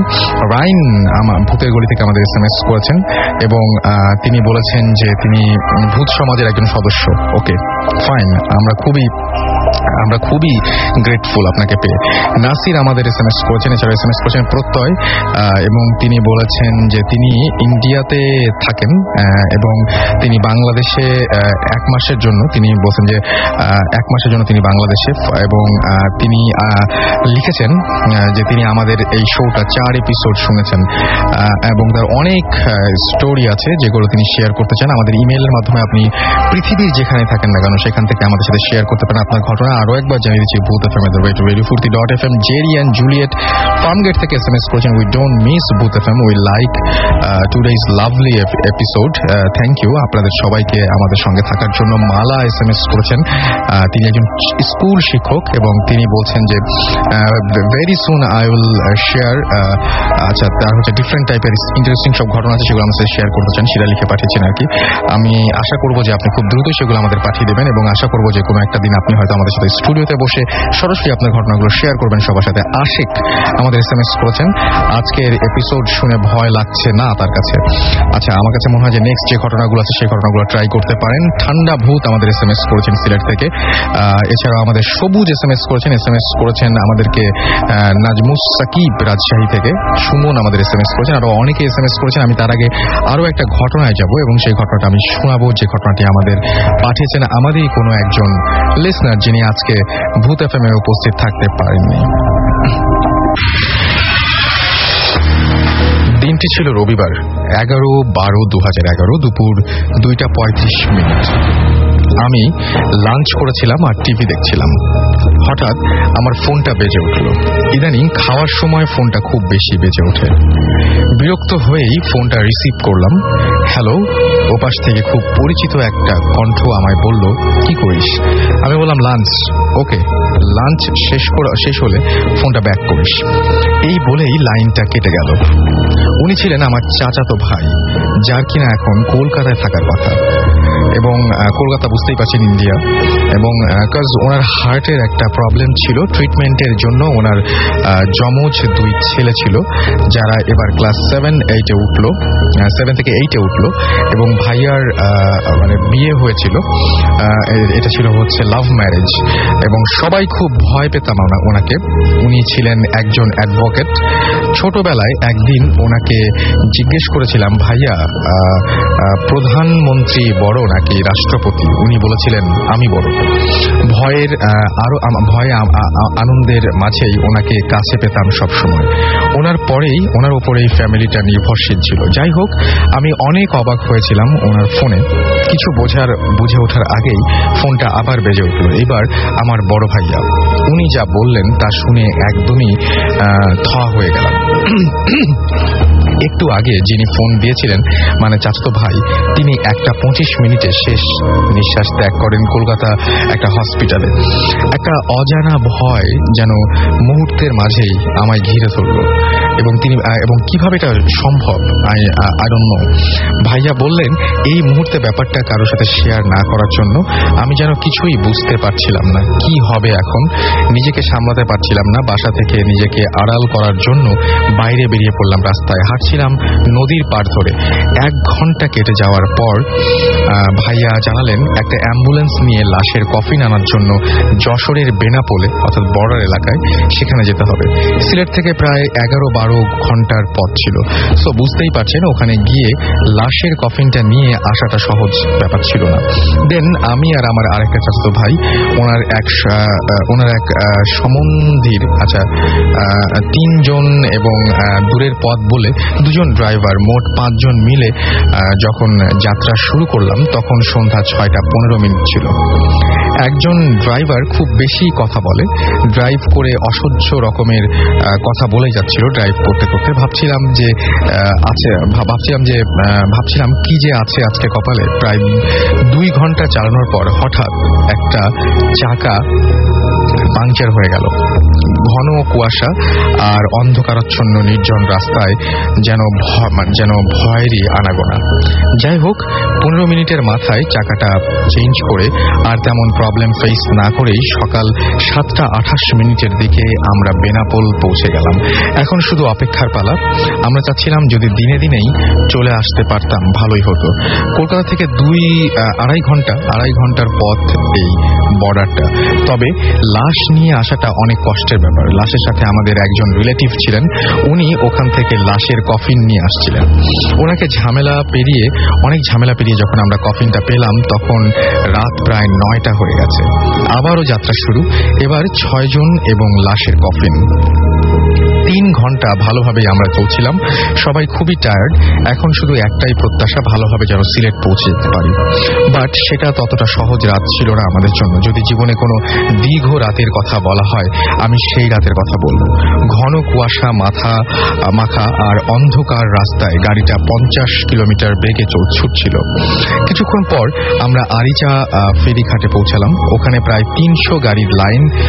কোথা থেকে একটা লোক হঠাৎ করে এসে আমাদের গাড়িটাকে ফেরিতে সবার আগে উঠিয়ে দেওয়ার ব্যবস্থা করলো। আমরা ফেরি পেরিয়ে আবার চলতে থাকলাম। কিছুক্ষণ পর আমরা একটা রেল লাইন ক্রস করতে যাচ্ছি এবং ঠিক সেই মুহূর্তে একটা রেলগাড়ি আসছিল। অদ্ভুত কিছু একটা ঘটেছিল যা 6 জনই লক্ষ্য করেছি। রেলগাড়িটা একজন গেটম্যান হাত দেখিয়ে থামিয়ে দিল আর আমাদের দিকে ইশারা করলো যাওয়ার জন্য। এটা যেমন ইম্পসিবল ছিল, ঠিক তেমনি এটা অবিশ্বাস্য ছিল যে সেই গেটম্যানটা হলো যার কফিন নিয়ে যাচ্ছি সে। অর্থাৎ যে গেটম্যানটা ওখানে দাঁড়িয়েছিল, একটা রেলগাড়ি ছুটে আসছিল এবং যিনি কফিনের মধ্যে শুয়ে আছেন তিনি সেই ট্রেনটিকে থামিয়ে দিলেন। খুবই ভয়ঙ্কর ছিল সেই মুহূর্তটা। সবার শরীর ঠান্ডা হয়ে গেল, কারণ সবাই একসঙ্গে সেই ঘটনাটি দেখেছিলেন। এবং ড্রাইভার এমন একটা ভাব করলো যেন কিছুই হয়নি। সে পুনরায় স্বাভাবিকভাবেই গাড়ি চালাতে লাগলো। গাড়িটাতে নিঃশব্দতা বিরাজ করছিল। ভয়ে চোখের পাতাও এক করতে পারছিলাম না। কিছুক্ষণ পর লুকিং গ্লাসের দিকে আমার চোখ পড়তে দেখলাম ড্রাইভার ঘুমিয়ে পড়েছে, তবু যেন গাড়িটা ঠিকঠাক ভাবেই চলছে। কি হচ্ছে এসব? ভয়ে কিছু বলতে পারছিলাম না। যখন বুঝতে পারলাম তখন সিলেটের কাছাকাছি চলে এসেছি। সকাল 6টা এই আমরা সিলেটে পৌঁছে গেছি। কিভাবে এত তাড়াতাড়ি এটা পসিবল হলো আমরা কেউ বলতে পারবো না। আর আমাকেই বা কে ফোন দিয়েছিল এগুলোর কোনো অ্যান্সার আমার কাছে নেই। এবং এই ছিল ঘটনা। এবং যে ঘটনাটা, সেই ঘটনার মধ্যে সবচেয়ে ভয়ঙ্কর ব্যাপারটা যে ফোনটা আসলো তার কাছে এবং ফোনটা এসে তাকে বলল লাঞ্চ করার পরে যেন দাফন ব্যাক করা হয়। তারপর তারা লাশের গাড়ি যখন আসছিল তখন মোটামুটি নির্ঝঞ্ঝাট ভাবেই তারা ফেরিতে সবাই আগে উঠে পড়েছিল এবং তারা যখন একটা রেলগাড়ির সাথে হয়তো সংঘর্ষ হতো সেই মুহূর্তে যিনি কিনা কফিনের মধ্যে শুয়েছিলেন তিনি সেই গাড়িটা থামিয়ে দিলেন। এই ব্যাপারগুলোর অ্যান্সার তার কাছে নেই, আমাদের কাছেও নেই। আপনাদের কেমন লাগলো সেটা জানিয়ে আমাদের SMS করতে পারেন। লিখে ফেলুন SHOUT শাউট স্পেস আপনার নাম স্পেস আপনার মেসেজ পাঠিয়ে দিন 9840 নম্বরে। লাশের আরেকটা ঘটনা শুনবো, আমাদের আরো একজন লিসনার এখানে আছেন, তার কাছ থেকে। আপনার নামটা একটু বলবেন প্লিজ। মিশু। আপনার নাম মিশু, কোথায় পড়াশোনা করছেন? নর্থ ইউনিভার্সিটিতে। Okay fine. তো কি ঘটনা? ধন্যবাদ আপনাকে রাসেল ভাই। Most welcome. আমি আমার কিছু ফ্রেন্ডের কাছে শুভেচ্ছা বলতে যাচ্ছি। এই ব্যাপারটা আমরা আজকে আপাতত বাদ দিতে চাই আসলে। আচ্ছা ঠিক আছে, সবাই বলছেন এখন ধীরে ধীরে। আচ্ছা ঠিক আছে। তো আমি যে ঘটনাটা বলবো সেটা আমার আম্মুর মুখে শোনা। আচ্ছা। তো আমার আম্মুর যে দাদা ছিলেন তিনি আমাদের যখন তার যে গ্রামের বাড়ি সেটা ছিল কুমিল্লার বড়ডশিয়া। তো তার নাম ছিল আব্বাস আলী ভুইয়া। তিনি মানুষ হিসেবে খুবই পরহেজগার এবং খুব ধার্মিক ছিলেন। তো গ্রামের সবাই তাকে খুব এক নামে খুব ভালো করে চিনতেন, পরহেজগার এবং খুব ধার্মিক বলে। তো ঘটনাটি ঘটেছে প্রায় 1977-78 সালের ঘটনা। তো ওইবার উনি ঢাকায় আসেন আমার নানার বাড়ি বেড়াতে, তার মেজো ছেলের বাসায় বেড়াতে আসেন। তো আসার পরে সে কিছুদিন পর খুব সিক হয়ে যায় এবং এত পরিমাণ সিক হয়ে যায় এক পর্যায়ে সে বেড ছেড়ে উঠতে পারতো না। তো এক পর্যায়ে প্রায় 1 মাস সিক থাকার পর আনফরচুনেটলি আমার আম্মুর যে দাদা তিনি মারা যান। আচ্ছা। তো তিনি রাত 9টার দিকে মারা যান। তো সেই সময় লাশটা তাকে দাফন গোসল করা কিছুই ব্যবস্থা করা হয়নি। তো তারা যেটা ডিসাইড করে সকালবেলা পরের দিন সকালবেলা 9টার দিকে তাকে রওনা হয় ট্রাক নিয়ে। তো যে উইয়ার্ড ঘটনাটা ঘটে, তো তারা যে ভুলটা করেছে লাশটা তারা গোসল করায়নি, জানাজাও দেয়নি। তো ট্রাকে যখন উঠাতে যায় তখন লাশটা যে 4 জন যে খাট নিয়ে যারা যাচ্ছিল তো তাদের মনে হচ্ছিল যে খুব ভারী কিছু তারা করছে। যখন ট্রাকে উঠাতে যায় তখন একজনের হাত ফসকে লাশটা পড়ে যায়। আচ্ছা। তো এই জিনিসটা দেখে খুব ভয় পায়, যারা ছিলেন ওখানে খুব ভয় পায় জিনিসটা দেখে। আমার আম্মুর যে মামা যে ছিলেন তিনি দেখে তিনি খুব সাহসী মানুষ ছিলেন এবং তিনি সবাইকে সাহস দেন এবং তোমরা খুব ভয় পাও না, তোমরা কালামা পড়ো, আল্লাহর নামে দোয়া পড়ো, তোমরা করো। তো ট্রাক যখন স্টার্ট হয় তখন যে উইয়ার্ড ঘটনাটা ঘটে, ট্রাকটা কিছু দূর যাওয়ার পরে কুমিল্লার দাউদকান্দি নামের এক জায়গায় ট্রাকের টায়ার নষ্ট হয়ে যায়। আচ্ছা। তো তাদের কাছে একটা ব্যাকআপ টায়ার থাকে, তো সেটা দিয়ে তারা কোনো মতে এটা রিপেয়ার করে তারা আবার রওনা হয়। তো যে জিনিসটা আবার ঘটে, টায়ারটা আবার নষ্ট হয়ে যায়, সেটা হচ্ছে কুমিল্লা বড় শালগড় নামের একটা জায়গায়। তো এই জিনিসগুলো দেখে ট্রাকে যারা ছিল তারা খুব ভয় পায় এবং ভয়ে এমন অবস্থা হয় যে কেউ কারোর দিকে কিছু বলতে পারছিল না। তো এক পর্যায়ে ট্রাকটা যেখানে 4 থেকে 5 ঘন্টা যাওয়ার কথা ছিল সেটা ট্রাকটা এই কাহিনী ঘটতে ঘটতে প্রায় সন্ধ্যা 6টা বেজে যায়। আচ্ছা। তো যেই কাহিনীটা ঘটে আমার যে বড় দাদা যিনি মারা গিয়েছিলেন, তো তার বড়দশিয়া যে গ্রামটা, তো সেখানে ধরেন একটা খাল ছিল, ওই গ্রামে যেতে হলে একটা খাল পার দিয়ে যেতে হয়।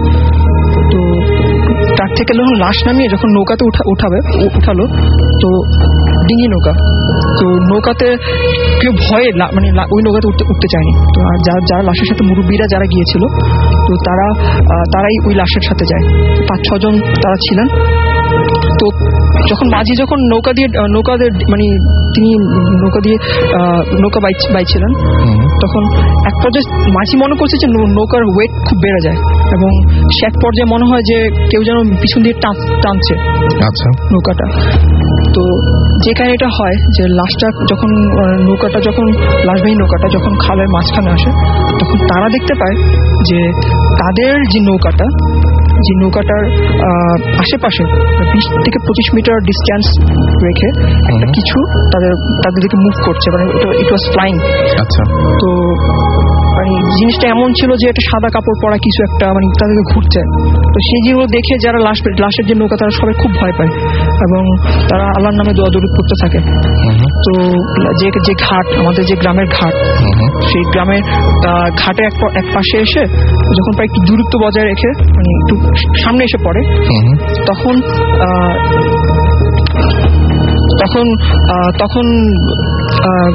মানে আপনার যে লাশবাহী নৌকাটা তারা ফিল করে যে নৌকাটা খুব মানে ভারী ফিল করে। তো এক পর্যায়ে দেখা যায় যে তারা যে জিনিসটা লক্ষ্য করে যে নৌকার নিচে পাটাতন যেটা আছে সেটা মানে ফুটো হয়ে গেছে। এটা হওয়ার ওখানে কোনো কথা ছিল না, বাট সেটা ইম্পসিবল একটা জিনিস, সেটা ফুটো হয়ে গেছে এবং নৌকাতে পানি উঠতে থাকে। তো এক পর্যায়ে তারা দেখে যে নৌকাতে পানি উঠে এক পর্যায়ে নৌকা প্রায় উল্টানোর মতো অবস্থা হয়ে যায়, প্রায় ডুবে যাওয়ার মতো অবস্থা হয়। তো লাস্ট পরে তারা কি পরে যে জিনিসটা হয় নৌকাটা মানে উল্টিয়ে যায়। তো আমার যে আম্মার যে বড় মামা আর তার যে বড় ছেলে যে মারা যায়, তো তারা কি করে লাস্ট থেকে অনেক কষ্টে তারা মানে ঘাটে আনার চেষ্টা করে। তো তারা যে জিনিসটা ফিল করে যে লাশের যে ওজন তার চেয়েও প্রায় 2-3 গুণ বেশি মানে তারা ফিল করে যে এত কেউ মনে হচ্ছে যে লাশটাকে পানিতে এমনভাবে বেশি ছিল যে লাশটা কেউ টানছে। তো এই জিনিসটা পরে ওখানে অনেকেই দেখেছে যারা ওখানে ছিল। তো কোনো মতে সেই লাশটা তারা বাড়িতে নিয়ে আসে এবং যে জিনিসটা উইয়ার্ড ঘটনা ঘটে যে ওই দিন রাত্রেবেলা মানে যখন লাশটা ঘরে নিয়ে আসে অনেক ঝড় বৃষ্টি হতে থাকে এবং মানে সেদিন রাত্রেবেলা লাশটা দাফন করা যায়নি। তো যে আমার যে আম্মুর যে বড় মামা যে লাশটাকে মানে যার অবজারভেশন এত সাহস নিয়ে যে লাশটাকে নিয়ে আসছে, তো সে একটা স্বপ্ন দেখে সেই রাতে। সে দেখে যে মারা গেছে আব্বাস আলী ভুইয়া যিনি, তো উনি দেখে যে ওনাকে স্বপ্ন দেখাচ্ছে যে সে কাঁদছে এবং বলছে যে আমাকে তোরা এত কষ্ট দিলি কেন, তোরা চাইলে আমাকে এত কষ্ট দিতে পারতি না, আমাকে তোরা দাফন জানাজা অথবা গোসল করাতে পারতি, কিন্তু তোরা এটা করিসনি। তো সেদিন সকালবেলা তাড়াতাড়ি তাকে লাশটাকে দাফন করার ব্যবস্থা করা হয়। আচ্ছা, ওকে, ফাইন। আমরা আবারও SMS এ চলে যাব এবং SMS এর মাঝখানে আমরা বলতে চাই একটা কথা, সেটা হচ্ছে যে আপনি ইচ্ছা করলে আজকে শোটা যদি মিস করেন, তার আগে বলি শুনছেন সবসময় রেডিও ফুর্তি, চলছে ভূত FM হন্টেড বাই এয়ারটেল।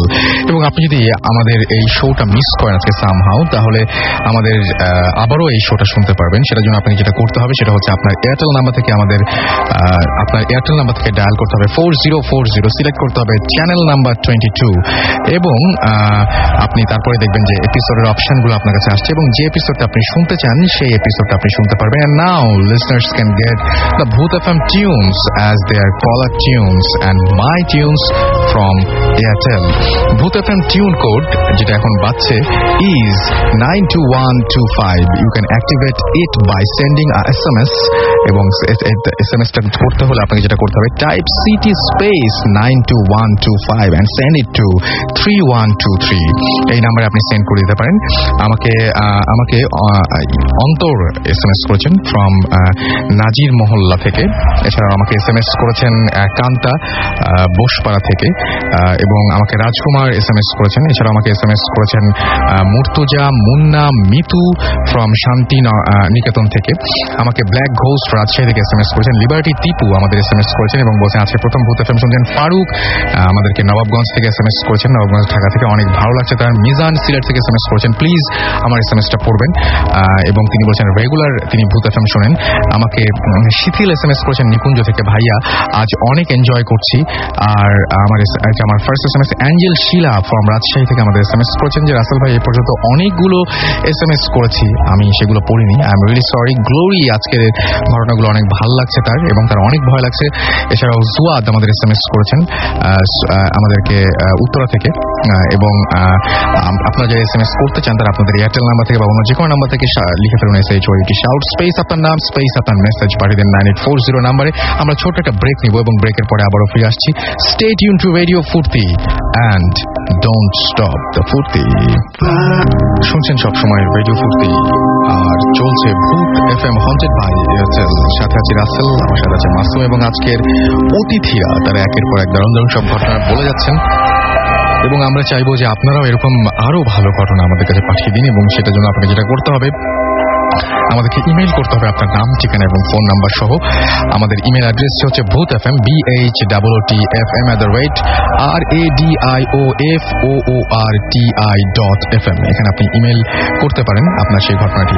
আমরা চলে যাব সরাসরি আরো একটি ঘটনায় এবং আমাদের আরো একজন লিসনার রয়েছেন, তার কাছে আপনার নামটা বলবেন প্লিজ। হ্যালো লিসেনার্স, রাসেল বলছি। রাসেল ভাইয়া, আপনি প্রথমে আমাদের একটা ঘটনা বলেছিলেন, রাইট? এবার আবারও একটা। Okay fine. আমি এখন যে ঘটনাটা শেয়ার করবো লিসেনারদের সাথে, এই ঘটনাটা হলো আমার গ্রামের বাড়ি নোয়াখালী। আচ্ছা।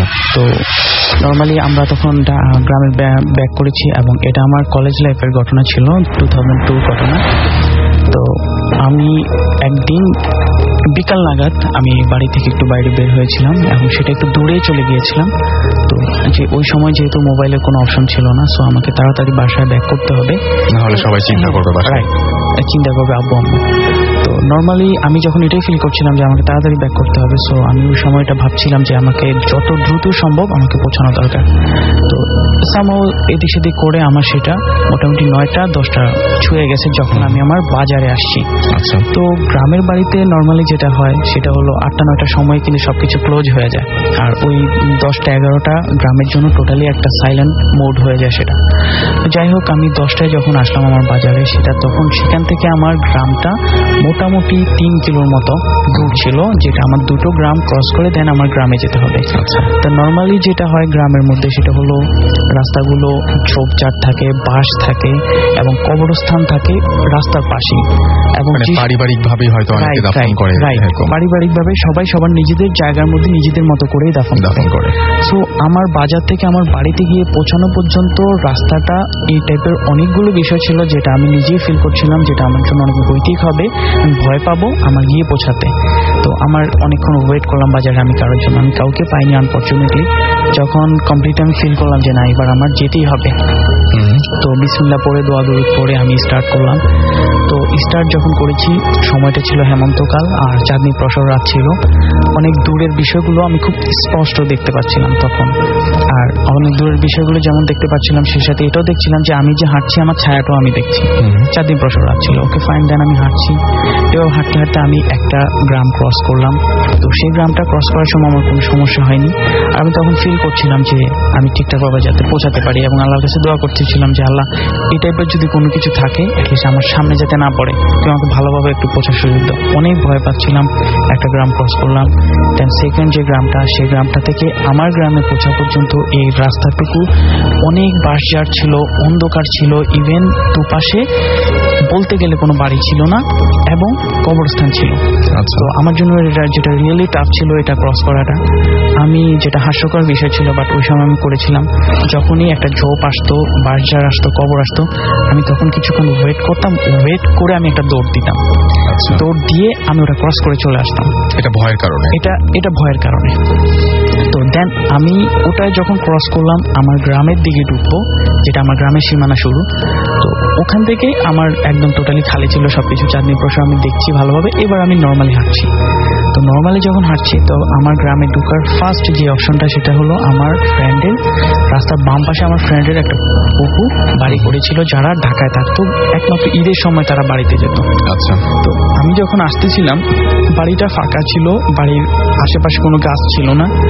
আমি দূরের থেকেই দেখছিলাম যে ব্যালকনি ধরে একজন মানুষ তাকিয়ে আছে, বাট আমার দিকে না, সেটা হলো পশ্চিম দিকে। আর আমি পশ্চিম দিক থেকে হেঁটে আসতেছি, ওই বাড়ির ডান পাশ দিয়ে আমি ক্রস করে চলে যাবো। আচ্ছা। আমার প্রথমে মনে হলো এটা হয়তো আমার ভুল ধারণা। এরপর আমি আরেকটু আগাচ্ছি, এমন করে করে যতটুকু আগাচ্ছি আমার স্পষ্ট হচ্ছে, এটা স্পষ্ট হচ্ছে। এবং তখন আমি শিওর হয়েছি এটা একটা ফিমেল, মাথায় ঘোমটা দেওয়া ছিল, দুটো হাত সে উপরে উঠিয়ে ব্যালকনিটা ধরে রেখেছে। আচ্ছা। এভাবে যখন আমি টোটালি ক্রস করতেছি, আমি তো এমনি ভয় পেয়ে আছি, এই বিষয়টা আমার কাছে ওই সময় তেমন একটা বিষয় লাগছে না, আমার ফিল করছি হয়তো কুকুরটা বাসায় আসছে। এই জন্য আমি যখন বাড়িটা ক্রস করব তখন এই ফিমেলটা একটু আমার দিকে ঘাড় বাঁকালো। আমার চোখাচোখি হয়েছে কিনা আমি বুঝতে পারিনি, বাট আমি ফিল করলাম সে আমার দিকে তাকিয়েছে।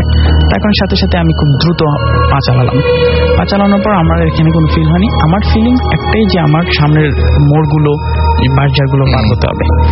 তো যে সমস্ত জায়গা আমি এর আগে অনেক ঘটনা শুনেছি, বিভিন্ন সময় বিভিন্ন জনে দেখেছে এবং ঘটনা ফেস করেছে, আমি এগুলো ফেস করতে চাচ্ছি না। যাই হোক, আমি অনেক দ্রুত হাঁটলাম, হেঁটে আমাদের দোকান ছিল, দোকান পর্যন্ত চলে আসছি। দোকান থেকে আমার বাড়িতে যেতে হলে একটু ঘুরে যেতে হবে, বাট ঘুরে যাওয়া আমার পক্ষে সম্ভব না, আরো অনেক বেশি নির্জন রাস্তা। আমি চিন্তা করে রাখলাম যে আমি একটা শর্টকাট রাস্তা আছে, সেটা আমি চলে যাব। দেন আমি হেঁটে চলে আসতেছি। এখন আর আমি দৌড়েও কোনো লাভ হবে না, যেহেতু আমার তাড়াতাড়ি ক্রস করা আমার পক্ষে এটা সম্ভব হবে না। তাই আমি হাঁটতেছি। ওই সময় আমার যে ফিলিংসটা হয়েছিল, যেটা আমি কখনো হয়তো কাউকে বোঝাতে পারবো না, আমি হাঁটতেছি, আমার প্রতিটা নিঃশ্বাস আমি শুনছি, আমার এই ধরনের ফিল হচ্ছিল। ইভেন পাশ থেকে কেউ যদি আমাকে, আমার শরীরে যদি একটা টাচ করে, একটা নিঃশ্বাস যদি আমার কারো আমার শরীরের মধ্যে পড়ে, আমি জাস্ট ওখানে পড়ে যাব। আমি ফিল করছি এভাবে, এবং এভাবে আমি হাঁটছি। হাঁটতে হাঁটতে হাঁটতে হাঁটতে হঠাৎ আমার বাড়ির ঠিক পেছনে রাস্তার পাশে একটা ডোবা আছে। আমার মনে হচ্ছে ওই ডোবাতে কেউ বসে আছে। তো অফ হোয়াইট একটা কাপড় পরে বসে আছে। তো আমি হাঁটতেছি, ফিল করতেছি যে এখানে কে, বাট আমি কিন্তু আমার হাঁটা স্টপ করতে পারছি না, আমি হেঁটে যাচ্ছি। তো হঠাৎ করে আমি নিজেই বলে ফেললাম, এখানে কে? তো যখনই আমি এখানে কে বললাম, তখনই ওপাশ থেকে একটা ফিমেল আমাকে সাউন্ডটা রিপ্লাই দিল যে যিনি আমরা জানি আমাদের গ্রামের একজন পাগলিনী, সচরাচর গ্রামে থাকে না, কখন আসে কখন যায় এটা আসলে বলতে পারে না, টের পায় না, রাত বিরাত উনি এভাবে ঘুরে। উনি যখন আমাকে আমাদের গ্রামের ভাষায় বলল, তখন আমার অ্যাটলিস্ট এটা ফিল হলো যে উনি কেন এখানে আছে, এটা আমার ফিল হয়নি। আমার ফিল হলো আমি এতক্ষণ পরে একটা মানুষের দেখা পেয়েছি, নাও ওকে, আমি এবার ভালো ফিল করতে পারি। দেন আমি বললাম, আপনি এখানে কি করেন? উনি এখনো দূরে। উনি তখন হাসলো, ওনার দাঁতগুলো, চোখগুলো জল জল করতেছে, আমি বলবো না, বাট আমার কাছে অন্য টাইপের মনে হলো। উনি হাসলেন, হেসে বললো, আমি আমার হাঁড়ি পাতিলগুলো দিচ্ছি। বাট ওই পাগলিনী কখনো গ্রামেই থাকে না, তার হাঁড়ি পাতিল আসবে কোত্থেকে? আমি এটা ওই সময় ভাবিনি। আমি করলাম কি, ওখান থেকেই স্ট্রেট একটা ছোট খ্যাত আছে আমার বাড়ি যাওয়ার জন্য, আমি ওটা দিয়ে অনেক জোরে একটা দৌড় দিয়ে ঠিক আমার একদম বিল্ডিং এর দরজা এসে নক করলাম। আব্বু আম্মু দুজনে উঠলো, উঠে এসে খুলে আমাকে অনেক বকাবকি করলো, কেন আমি এতক্ষণ বাইরে। আমি আর কিছু বলিনি, হাত পা ধুয়ে আমি ভিতরে ঢুকে গেলাম। আমার রুমে আমি শুতে চলে এসেছি, খাওয়া দাওয়া করি। তো আমার রুমটা যেটা, সেটা হলো আমাদের বিল্ডিংটার নর্মাল যে পিঁড়িটা, এটা উঠোন থেকে অনেক উঁচু করে করা হয়েছে। তো আমি আমার রুমের মধ্যে শুয়ে গেছি, আমার মুখটা আমার জানালা একদম পাশেই ছিল, আর জানালাটা আমি খোলা রাখতাম। আর জানালার একটু পরে একটা আম গাছ, অনেক বড় আম গাছ ছিল, এটা স্পষ্ট ভালোভাবে দেখা যায়, চাঁদনি প্রসর রাত ছিল। তো ফাইন, আমি শুয়ে গেছি। আমার যা যা হয়েছে এগুলো আমার কোনো কিছু মনে নেই, কারণ আমার লাস্ট ঘটনাটা ছিল যে পজিটিভ, যে আমি একজন মানুষের দেখা পেয়েছি, তো আমার কোনো পাইনি। ওকে ফাইন, দেন আমি শুয়ে আছি। একটা সময় আমার ঘুম চলে আসে। তো ঘুম চলে আসার পরে অনেকক্ষণ পর, এটা শুধু আমি ফিল করি না, আমার মনে হয় শ্রোতারাও এটা ফিল করে। আপনি যদি কোথাও ঘুমিয়ে থাকেন, যদি ওই সময় কেউ আপনার দিকে তাকিয়ে থাকে, অথবা কেউ যদি আপনার রুমে আসে, তাহলে কিন্তু আপনি সিক্স সেন্স এটা কিন্তু আপনাকে নোটিস করবে। তো আমার হঠাৎ আমার মনে হচ্ছে যে আমার জানালায় কেউ দাঁড়িয়ে আছে, আমার জানালায় কেউ দাঁড়িয়ে আছে, আর আমার খাটটা জানালার সাথে লাগানো ছিল। আমার জানালায় কেউ দাঁড়িয়ে আছে। আমি চোখ খুলবো করে অলসতার কারণে অনেকক্ষণ পর্যন্ত চোখ খুলিনি। তো একটা পর্যায়ে না, এবার চোখ খুলি, এইভাবে ফিলটা হলো। বাট আমার ভাবনাটা কিন্তু ভাবতেছি চোখ বন্ধ। দেন আমি অনেকক্ষণ পরে আমার চোখটা খুললাম। আর চোখটা খোলার পর আমি যেটা দেখলাম, যে ভয়টা পেলাম, আমি এটা দোয়া করবো যাতে কখনো কোনোদিন এই ধরনের ঘটনা কেউ যাতে ফেস না করে। আমি দেখলাম একটা বডি, কোনো শ্যাডো না, একটা বডি, যেটা একদম আমার জানালার শেষ প্রান্ত পর্যন্ত গিয়ে পৌঁছালো। এর আগে আমি একটু বলিনি, কেউ যদি নর্মাল উচ্চতার কেউ আমার জানালায় দাঁড়ায়, পিঁড়িতে দাঁড়িয়ে, আমি তার ম্যাক্সিমাম বুকের উপরের থেকে দেখব। আর কেউ যদি অনেক লম্বাও যদি কেউ আমার উঠোনে দাঁড়ায়, তাহলে কিন্তু আমি তার চুল দেখতে কষ্ট হয়ে যাবে, যদি আমি শোয়া থাকি। আমি দেখলাম ওনার টোটাল বডিটা একদম জানালার শেষ প্রান্ত পর্যন্ত গিয়ে পৌঁছায়। আচ্ছা, আমি চুপ করে এরপরে অনেক জোরে একটা চিৎকার দিলাম।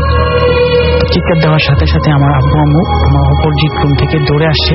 বাড়ির যে ঘরগুলো ছিল, প্রত্যেকটা রুম থেকে বলা শুরু করছে জোরে জোরে, যে ছেলেটাকে সবসময় বলি জানালা বন্ধ করে ঘুমাতে, কেন বন্ধ করেনি? কারণ আমার জানালার পাশের রোডটাই ছিল, বাগানে চলে গেছে ডিরেক্ট। তো আমি যেটা ভয় পেলাম, আমার আম্মু এসে শোয়ার পর আমি সেটা নিজে নিজে ফিল করলাম। আমি এই ধরনের ফেস কখনো দেখিনি, দেখার আশাও করি না। ফেসটা অদ্ভুত রকমের ছিল এবং যেটা দেখে আমি ভয় পেয়েছি, চিৎকার দিয়েছি, সেটা হলো পুরো ফেসে একটা মাত্র চোখ ছিল এবং চোখটা ছিল মাঝখানে। এবং আমি যেটা দেখেছি, চোখটা আমি খোলার পর সে স্পষ্ট আমার দিকে এভাবে তাকিয়ে আছে। নিচে আমি নিচে, সে আমার দিকে এভাবে তাকিয়েছে। আমি যখন চিৎকার দিয়েছি, চিৎকার দেওয়ার পর সে কিন্তু সাথে সাথেই চলে যায়নি।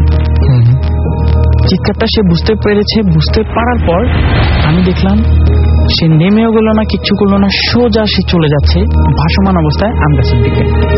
আচ্ছা, তো এটা যখন আমি ফিল করলাম যে অন্য কেউ যদি হয়, মানুষ যদি হয়, ঠিক আছে, সে যেভাবেই দাঁড়ালো, তো সে এভাবে তো যেতে পারবে না।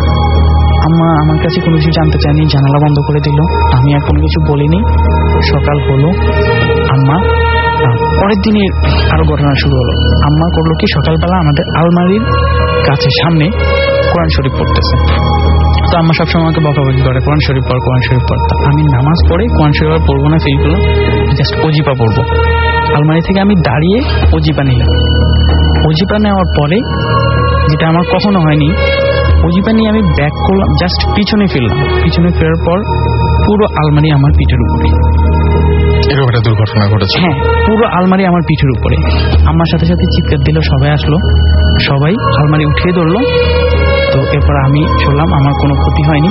বাট এটা হওয়ার কোনো সম্ভাবনা ছিল না, পসিবিলিটি নেই, বিকজ আমার ছোট ছোট বাগিনা আছে, তারা এটার উপর অনেক সময় উঠে লাফাতো, অনেক সময় টানাটানি করতো, কোনো কিছু হয়নি। আমি স্বাভাবিক উচ্চতায় আমি হাত দিয়ে জাস্ট উপরের থেকে নিলাম, নিয়ে আমি ব্যাক করলাম। যাই হোক, ওই দিন ছিল স্যাটারডে, কিন্তু প্রবলেমগুলো হচ্ছে। আচ্ছা, আপনি দীর্ঘদিন দেশের বাইরেও ছিলেন। আচ্ছা আচ্ছা। এবং সেখানেও আপনার অনেক প্রবলেম হয়েছে, এবং আপনি একটু ছোট্ট করে বলবেন, যেহেতু আমাদের সময় খুব কম, ছোট্ট করে বলবেন। আমি ছোট করে বলছি। এর পরবর্তীতে ওই দিন আমার একটা ঘটনা ঘটেছিল, আমি আর এটা শেয়ার করছি না। দীর্ঘদিন এরপর আমি দেশের বাইরে চলে গিয়েছি। তখন আমাকে কিছু তাবিজ দিয়েছিল, তখন আমার কোনো প্রবলেম হচ্ছিল না। বাট আমি পড়ালেখা করার জন্য সাইপ্রাস গিয়েছিলাম।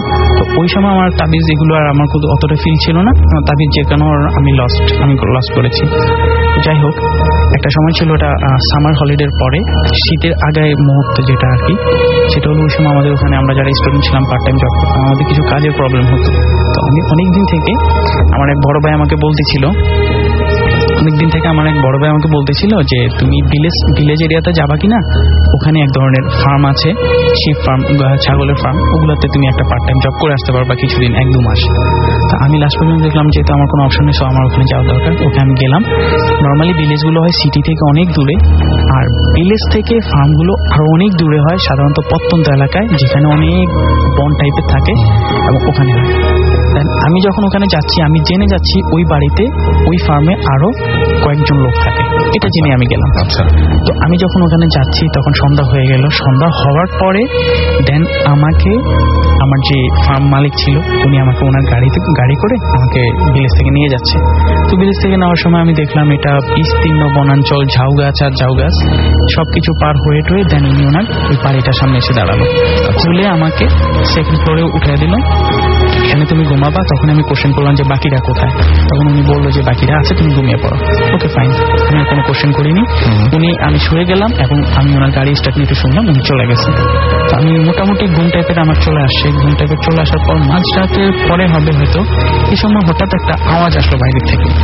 আর যখনই আওয়াজ আসছে, তখনই আমার খাটটা থেকে একটু দূরে ছিল জানালাটা, আমি কিন্তু হাত দিয়ে জানালাটা ধরতে পারি, এমন সিচুয়েশনে ছিল।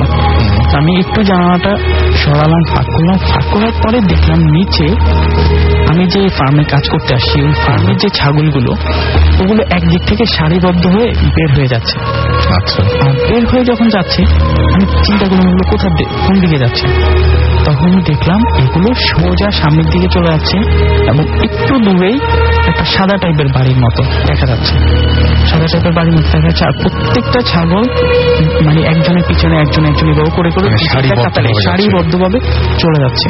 আচ্ছা, বিষয়টা আমার ভয় লাগেনি, আমি জাস্ট ফিল করলাম হয়তো ওগুলো কোনো কারণে ওখান থেকে বের হয়ে গেছে, এই জন্য ওগুলা এভাবে করছে। তখন আমার মনে হলো আমি কি নামবো, এগুলো ঠিক করবো? তখন আমার মনে হলো না, বাড়িতে তো আরো লোক আছে, আমি এটা দেখার দরকার নেই। আমি শুয়ে পড়ছি, ঘুম চলে আসছে। সকালবেলা ঘুম আসার সাথে সাথে আমি নিচে দৌড়ে চলে আসি। আসার সময় আমি কাউকে কোনো রুমে দেখিনি, নিচে বের হয়ে আসলাম, এসে আমি যেটা বাইরে তাকালাম দেখলাম ছাগলগুলো সব ভিতরে, গেট বন্ধ করা। তখনই আবার আমি সামনের দিকে তাকালাম যে বাড়িটা এটা আছে কিনা, এটা আমার ফিল ছিল না, আমি এমনি নর্মালি তাকাইছি। তাকানোর পরে দেখলাম কোনো বাড়ি নেই। তখন একটু আমার কেমন জানি লাগলো যে বাড়িটা কোথায়। তখন হয়তো আমি ভাবলাম যে ঝাউ গাছের আছে তো হয়তো পিছনে ট্রেজন হতে পারে। এমন অবস্থা আমার মালিক আসছিল, যাই হোক পুরোদিন আমি ওনার সাথে কাজ করছি। অনেকবার ওনাকে কোশ্চেন করলাম যে বাকিরা কোথায়, বাকিরা কোথায়। উনি আমাকে বলতেছে বাকিরা আছে, অন্য জায়গায় গেছে, ওরা আসবে, তুমি তোমার মতো করে কাজ করো, ডোন্ট ওয়ারি। তো আমি কাজে মন দিছি। বাট দুপুরের পরে উনি চলে গেছে, সন্ধ্যাটা যখন আসতেছে তখন আমি উপরে চলে গেছি, যেহেতু এখন কেউ নেই। উপরে চলে গিয়ে আমি ভাবতেছি এখন সব একটা একটা করে। এরপরে যাই হোক আমি খেলাম, খেয়ে আমি শুয়ে পড়লাম। শুয়ে পড়ার পর আগের রাতের ঘটনাগুলো আমার কিছু মাথায় ছিল না। হঠাৎ করে সেম আগের রাতের মতো আবার আমার আরেকটা সাউন্ড হলো। সাউন্ডটা হওয়ার পরে সাউন্ডটা হলো ছাগল যদি শিং দিয়ে যদি কোথাও গুঁতো দেয় যে টাইপের সাউন্ড হবে, ঠিক এই টাইপের। আমি আবার ঘুম ভেঙে গেল। ঘুম ভাঙার পর আমি দেখলাম যে আজকে একটু দেখি। এরপরে আমি আবার জানালাটা সরালাম, একটু হাত দিই। সরানোর পরে দেখলাম সেম ঘটনা, গতকালকে আমি যা দেখেছি, ছাগলগুলো সবগুলো সারিবদ্ধভাবে বের হয়ে যাচ্ছে, সেম বাড়িটা। বাট যেটা আমার জন্য একটু ভয়ের ছিল সেটা হলো গতকালকে আমি বাড়িটা যতটুকু দূরত্বে দেখেছি, আজকে কিন্তু দূরত্বটা আরো কমে আসছে, কিছুটা আমার কাছে আরো কিছুটা স্পষ্ট মনে হচ্ছে। এবার সত্যি কথা আমি ভয় পেয়েছি এবং অনেক ভয় পেয়েছি, কারণ আমার বাড়িতে এখন কেউ নেই এবং একটা ঘটনা ঘটতেছে গতকালকে রাতে হলো যেটা আমি দিনে দেখিনি, এখন আবার সেটা হচ্ছে। আমি একদম খুব করে কম্বল টম্বল গায়ে দিয়ে আমি চুপচাপ শুয়ে আছি। ইভেন আমি আমার মালিককে ফোন দিলাম, সে আমাকে ফোন রিসিভ করলো। সে রিসিভ করে আমাকে বললো তোমার এগুলো ভুল, তুমি ঘুমিয়ে পড়ো। বাট আমি আবার দেখলাম সেম ঘটনাটা হচ্ছে, আমি চুপচাপ শুয়ে পড়লাম। পরের দিন আমার মালিক আসলো, আমি সংক্ষেপ করে বলছি, আমার মালিক আসলো, আমি তাকে আবার ডিটেলস ঘটনা বললাম, বাকিরা কোথায় বললাম। সে আমাকে বললো বাকিরা আছে, হ্যাঁ বাকিরা আছে, সো তুমি তোমার মতো কাজ করো। আমার ওই দিন আমি শিওর হলাম এই বাড়িতে কেউ নেই, এই বাড়িতে কেউ নেই এবং এখানে একটা কিছু প্রবলেম আছে। আমার মালিকটা আবার ওই দিন চলে গেল, আমাকে বললো দেখো তুমি থাকো, টেনশন করো না। বাট আমি ওই দিন জানি যে আমি এখন একটা প্রবলেমের মধ্যে আছি। সেম রাতটা আসবে, আবার ঘটনা হবে। আমি সেম রাত আবার এই ধরনের ঘটনা, ওভাবে ঘুমালাম, আমার ঘুম তো আসতেছে না, বলা চলে সাউন্ডের অপেক্ষা করতেছি। এর পরবর্তীতে সেম ওই দিন 3:30 আমি ঘড়ি ধরেছি, 3:30টার দিকে সাউন্ডটা আসলো। এর আগে আমি জানালায় হাতও দিইনি। 3:30টার দিকে যখন আসলো অনেক ভয় পেয়েছি, বাট তারপরে দেখতে চাইলাম যে আজকে হচ্ছে কিনা। তো এরপর আমি যখন জানালাটা সরালাম সেম, বাট আগের মতো আরো বেশি ভয় পাচ্ছি, বাড়িটা আরো ক্লোজ হচ্ছে এবং বাড়িটা স্পষ্ট দেখা যাচ্ছে নর্মাল সাদা রঙের বাড়ি, বাট ভিতরে লাইট জ্বলতেছে এই ধরনের। এই বাড়িটা আমি পুরো পরের দিন সেকেন্ড ডেতে আমি ঘুরে দেখছি ফার্মের অনেক দূর, আমি কোথাও কোনো বাড়ি দেখিনি, ঝাউ গাছ আর ঝাউ গাছ, কোনো পথও নেই। আমি যখন এটা দেখলাম তখন যাই হোক আমার যতটুকু দৌড়াদৌড়ি জানি ততটুকু দৌড়াদৌড়ি করলাম, অনেক কান্নাকাটি করেছি। এখানে আমার মোবাইল থেকে বাড়িতে ফোন করেছি, আমার আব্বুর সাথে কথা বলেছি, আম্মুর সাথে কথা বলেছি। এখানে যখন কথা বলতেছি তখন বাংলাদেশে ফজরের আজান দিচ্ছিল, আমি শুনতেছিলাম। আব্বুকে বলতেছি যে আমি মনে বাঁচবো না, মারা যাব, কি হচ্ছে এটা আমি আর বলতেছি না। আমি খুব কান্নাকাটি করতেছি কম্বলের নিচে, কারণ এটা আমার জন্য সহ্য করা অসম্ভব ছিল। আমি না, পৃথিবীর আমার মনে কোনো মানুষ পারবে না যে বিস্তীর্ণ এলাকায় এক বাড়িতে একটা মাত্র মানুষ এবং সে দেখতেছি কিছু ঘটনা আজব টাইপের হচ্ছে। পরের দিন আমি ডিসাইড করে ফেলছি আমার এখান থেকে পালাতে হবে। পরের দিন মালিক আসলো, আমি তাকে অনেক বললাম, অনেক বুঝালাম, সে আমার কথা বিলিভ করে না। আমার তখন মনে হচ্ছিল কোনো একটা ঘটনা সে এখান থেকে আমার থেকে লুকাচ্ছে, কারণ তার ফার্মে এতগুলো ছাগল, কেউ না কেউ তো কাজ করতে হবে, বললে তো আমি চলে যাবো হয়তো। দেন সে দুপুরের দিকে চলে গেল, আমি বিকেলের দিকে আমি ওখান থেকে অনেক রিস্ক নিয়ে আমি ওখান থেকে পালালাম। পালিয়ে অনেক দূর হাইওয়েতে হেঁটে আসলাম, হাইওয়ের কাছাকাছি। দেন ওখান থেকে একটা লিফট নিয়ে গাড়িতে করে আমি চলে আসছি। চলে আসার পরে সবাই তো আশ্চর্য, কেন ফিরে আসলাম? তখন সবাইকে আমি বললাম এই ঘটনা, ওখানে আমি পালায় চলে আসছি। তখন যাদের সাথে আমি শেয়ার করেছি তখনই বলেছে হ্যাঁ হ্যাঁ ওই গ্রামে ওমোদোস, ওই গ্রামটার নাম ছিল ওমোদোস, বলে যে ওমোদোস গ্রামে এই টাইপের কিছু প্রবলেম হয়, অনেকে ওখানে থাকতে চান, ওই ফার্মে পাঠাই। এবং ওই মালিকের আইডেন্টিটি আমাকে সবাই দিল যে এই টাইপের কিনা লোকটা। আমি বললাম হ্যাঁ। বলো আরে ওনাকে তো প্রচুর লোক দিলাম আমরা, যে যায় একদিন দুদিন পরে পালায় চলে আসে এবং বলে যে ভাই উল্টাপাল্টা কোনো ঘটনা। তো আমি তখন ওই দেশি 2-1 সাথে আমি শেয়ার করলাম বিষয়টা, তখন তারা আমাকে বললো দেখো প্যারানর্মাল অ্যাক্টিভিটি হতেই পারে, বাট ভালো হতো এই ঘটনাটা কেন ঘটতেছে আমি যদি আমার মালিকের কাছ থেকে শুনতে পারতাম। সে তো বলবে না আমাকে, কারণ বললেই তো তার ফার্মে কেউ কাজ করতে যাবে। ওকে, সো এই ছিল ঘটনা। আমরা একটা ছোট্ট ব্রেকে যাব এবং ব্রেকের পরে আবারও ফিরে আসবো। সো সেই পর্যন্ত আপনারা সঙ্গেই থাকুন। আর আমি আরো একবার বলে দিই, যারা SMS পাঠাতে চান তারা SMS পাঠাতে পারেন আপনার এয়ারটেল নাম্বার থেকে বা অন্য যে কোনো নাম্বার থেকে আমাদের SMS করুন, লিখে ফেলুন SHOUT শাউট স্পেস আপনার নাম স্পেস আপনার মেসেজ পাঠিয়ে দিন 9840 নাম্বারে। আপনাদের SMS নিয়ে ফিরে আসছে একটু পরে। স্টে টিউন টু রেডিও ফুর্তি and don't stop the ফুর্তি।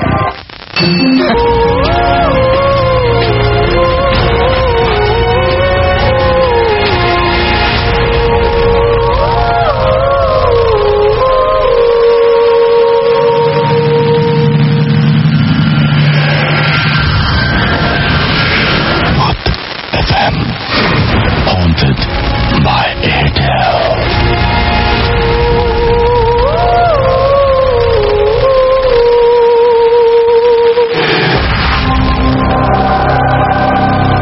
সবসময় রেডিও ফুর্তির সাথে আছি রাসেল। চলছে ভূত FM হন্টেড বাই এয়ারটেল। আপনি আপনার এয়ারটেল নাম্বার থেকে আমাদের SMS পাঠাতে পারেন। SMS পাঠানোর নিয়মটি হচ্ছে শাউট লিখে স্পেস দিয়ে আপনার নাম লিখে স্পেস দিয়ে আপনার মেসেজ লিখে পাঠিয়ে দিন 9840 নাম্বারে। একটু আগে যখন ফার্ম হাউসের ওই ঘটনাটা শুনছিলাম তখন আমার বারবার করে সাইলেন্ট ল্যাম্পস মুভিটার কথা মনে আসছিল। অনেক চমৎকার একটা মুভি। সাইলেন্ট ল্যাম্পস মুভিটার কথা মনে হওয়ার সঙ্গে সঙ্গে আমার মনে হলো সাইলেন্ট হিল মুভিটার কথাও। ইচ্ছা করলে দেখতে পারেন, অনেক ভয় লাগবে, অনেক ভয় পাবেন এবং আমার কাছে মনে হয় যে দুর্দান্ত দুটি মুভি, আপনারা ইচ্ছা করলে দেখতে পারেন। এনিওয়েজ, আমার কাছে বেশ কিছু SMS হয়েছে। আমাকে শিশির ধানমন্ডি ভূতের গলি থেকে লিখেছেন যে আমার অনেক ভালো লাগছে, থ্যাংক ইউ। রসি আমাদের চট্টগ্রাম থেকে লিখেছেন, তিনি আমাদের সাথে শুনছেন ভূত FM কম্বলের নিচে। ডেডম্যান পিয়াস রাজশাহী বর্ণালী মোড় থেকে লিখেছেন এবং তিনি ভূত FM শুনছেন লাস্ট 2 উইক থেকে। এছাড়াও আমাকে মহিন SMS করেছেন, আজকে আমি ফয়সাল প্রিন্স একসাথে শুনছি, থ্যাংক ইউ। ইয়ামিন সিলেট থেকে লিখেছেন আমাদেরকে এবং তাদের কাছেও ঘটনাগুলো অনেক বেশি ভালো লাগছে। আপনারা যারা SMS পাঠাতে চান তারাও SMS পাঠাতে পারেন, লিখে ফেলুন SHOUT শাউট স্পেস আপনার নাম স্পেস আপনার মেসেজ পাঠিয়ে দিন 9840 নাম্বারে। যারা আমাদের ইমেইল করতে চান তারা ইমেইল পাঠাতে পারেন bhootfm@radiofurti.fm এই অ্যাড্রেসে। চলে যাব আবারও ঘটনায়। আমাদের সঙ্গে এই মুহূর্তে আছেন, আপনার নামটা বলবেন। হ্যালো লিসেনার্স, আমি রুবেল, আমি military institute of science and টেকনোলজিতে ইলেকট্রিক্যাল অ্যান্ড ইলেকট্রনিক্স ইঞ্জিনিয়ারিং পড়ছি। ওকে, সো আমার যে ঘটনাটা ঘটেছিল বেসিক্যালি চিটাগাঙ্গে। আচ্ছা, সো আমার তখন আমি ক্লাস 9-এ পড়ি এবং ঘটনা ছিল আমাদের বাসা রিলেটেড। আচ্ছা, আমরা চিটাগাঙ্গে যে বাসাটায় ভাড়া থাকতাম, বাসাটা ছিল পুরানো বিল্ডিং মানে খুব একটা যে পুরানো তা বলবো না, মানে জমিদার বাড়িগুলো যেরকম ওরকম না। বাড়িটা হচ্ছে মানে আশেপাশে যতগুলি বিল্ডিং ছিল ওই হিসাবে একটু পুরানো বিল্ডিং ছিল এবং বাড়িটা ছিল টোটাল দোতলা, নিচে 4টা ফ্ল্যাট, উপরে 4টা ফ্ল্যাট এবং আমরা দোতলাতেই থাকতাম। আচ্ছা, সো আমার একটা স্বভাব ছিল যে রাত জাগা বলতে যে আমার রাতে ঘুম আসতো না। তো সকালে স্কুল থাকাতে প্রায় সময় দেখা যেত আব্বু আমি জোর করে মানে ঘুম পাড়াইতে, বাট আমি কিন্তু ঘুমাইতাম না। তো মানে ঘুমাইতাম না বলতে ঘুমার অ্যাক্টিং করতাম, কিন্তু আমার কিন্তু আসলে ঘুম আসতো না। আচ্ছা, তো এটাই হচ্ছে। তারপরে যেটা হলো যে একদিন হঠাৎ মানে মাঝরাত, আমি স্টিল জেগে আছি, ঘুমাইছি তা বলবো, জেগে আছি। তো আমি দেখছি আমার, আচ্ছা আরেকটা কথা যেটা বলি, আমি যে রুমে থাকতাম ওই রুমটা ছিল মানে একদম সামনের রুম। আচ্ছা, আমার যদি ঘরে ঢুকতে হতো ওই দরজাটা মানে নক করে আমার রুম দিয়ে ঢুকতে হতো। এবং আমার আরেকটা কথা যেটা বলবো, আমার রুমের সামনে দুটো জানালা ছিল এবং ওই জানালা দিয়ে বাইরে যদি কেউ করিডোর দিয়ে হেঁটে যায় স্পষ্ট দেখা যায়। তো স্পষ্ট দেখা যেত মানে একটা লোক যাচ্ছে এটা দেখা যেত, মানে তার শ্যাডোটা এটা অনুভব করা যেত, মানে একদম যে ক্লিয়ার যে ফেস দেখা যেত তা না। আমি বুঝতে পারতাম যে কেউ হাঁটছে কেউ যাচ্ছে এরকম ঘটনা যেটা হয়েছে। আমি একদিন হঠাৎ এরকম মাঝরাতেই ঠিক আমি জেগে আছি, আমি দেখছি যে একটা লোক, আমার মনে হচ্ছে যে সে হাঁটছে, আমাদের করিডোরে হাঁটছে। লোকটা কেন জানি মনে হচ্ছে মেবি তার শ্যাডো দেখে মনে হচ্ছিল সে একটা মিডল এজ ম্যান এবং তার মেবি দাড়ি ছিল, মনে হয় তার পরনে সাদা কাপড় ছিল। তো আমি যেহেতু মাঝরাত, আমার মনে হচ্ছিল মেবি আমি ফার্স্টে ভাবছিলাম প্যারানর্মাল কিছু আমার মাথায় আসে নাই, আমি ভাবছি হয়তো চোর হতে পারে, বা আমি দেখতে থাকলাম যে দেখি লোকটা কি করে। তো সে দেখছি জাস্ট কিছু করছে না এবং সে জাস্ট করিডোর এখান থেকে এখানে হাঁটছে। তো ইভেন আমার মনে হলো লোকটা মেবি ছাদে উঠেছে, আমি একটু হালকা আওয়াজ পাচ্ছিলাম। তো এরপর প্রায় আমি 15-20 মিনিট ধরে সেম জিনিসটা দেখছি এবং আমি চিন্তা করছি যে কে হতে পারে, কি হতে পারে না হতে পারে। দেন এই চিন্তা করতে করতে ওই দিনের মতো আমি ঘুমিয়ে গেছি। দেন নেক্সট যে ঘটনাটা আবার হলো, আমি পরদিন সকালে আমার আব্বু আম্মুকে এই ঘটনাটা বলি এবং তারা যেটা হয় যে বলে যে রাত জাগো হয়তো উল্টাপাল্টা দেখছো, এই টাইপের ঘটনা এখানে হওয়া সম্ভব না, নিচে সিকিউরিটি গার্ড আছে এবং ওরাও কিছু দেখে থাকে নাই, তো মেবি তোমার ভুল হয়েছে। তা এরপর ঠিক আছে আমি খুব একটা, কিন্তু এরপর জিনিসটা যেহেতু আমি ঘুমাই নাই, এই জন্য জিনিসটা আমার বেশি আসলে একটু এফেক্ট করছে জিনিসটা, মানে মাইন্ডে আছে যে, কারণ আমি কিন্তু ঘুমছিলাম না, হ্যালুসিনেশন হওয়ার কোনো প্রশ্নই আসে না। আচ্ছা, তো দ্যাটস ওয়াই তারপর যেটা হলো যে আমি নেক্সট আবার ঘুমাইছি, তো কয়েকদিন আমি এই জিনিসটা দেখি নাই, যদিও আমার যেটা বললাম যে রাতে একটু ঘুম আসে না।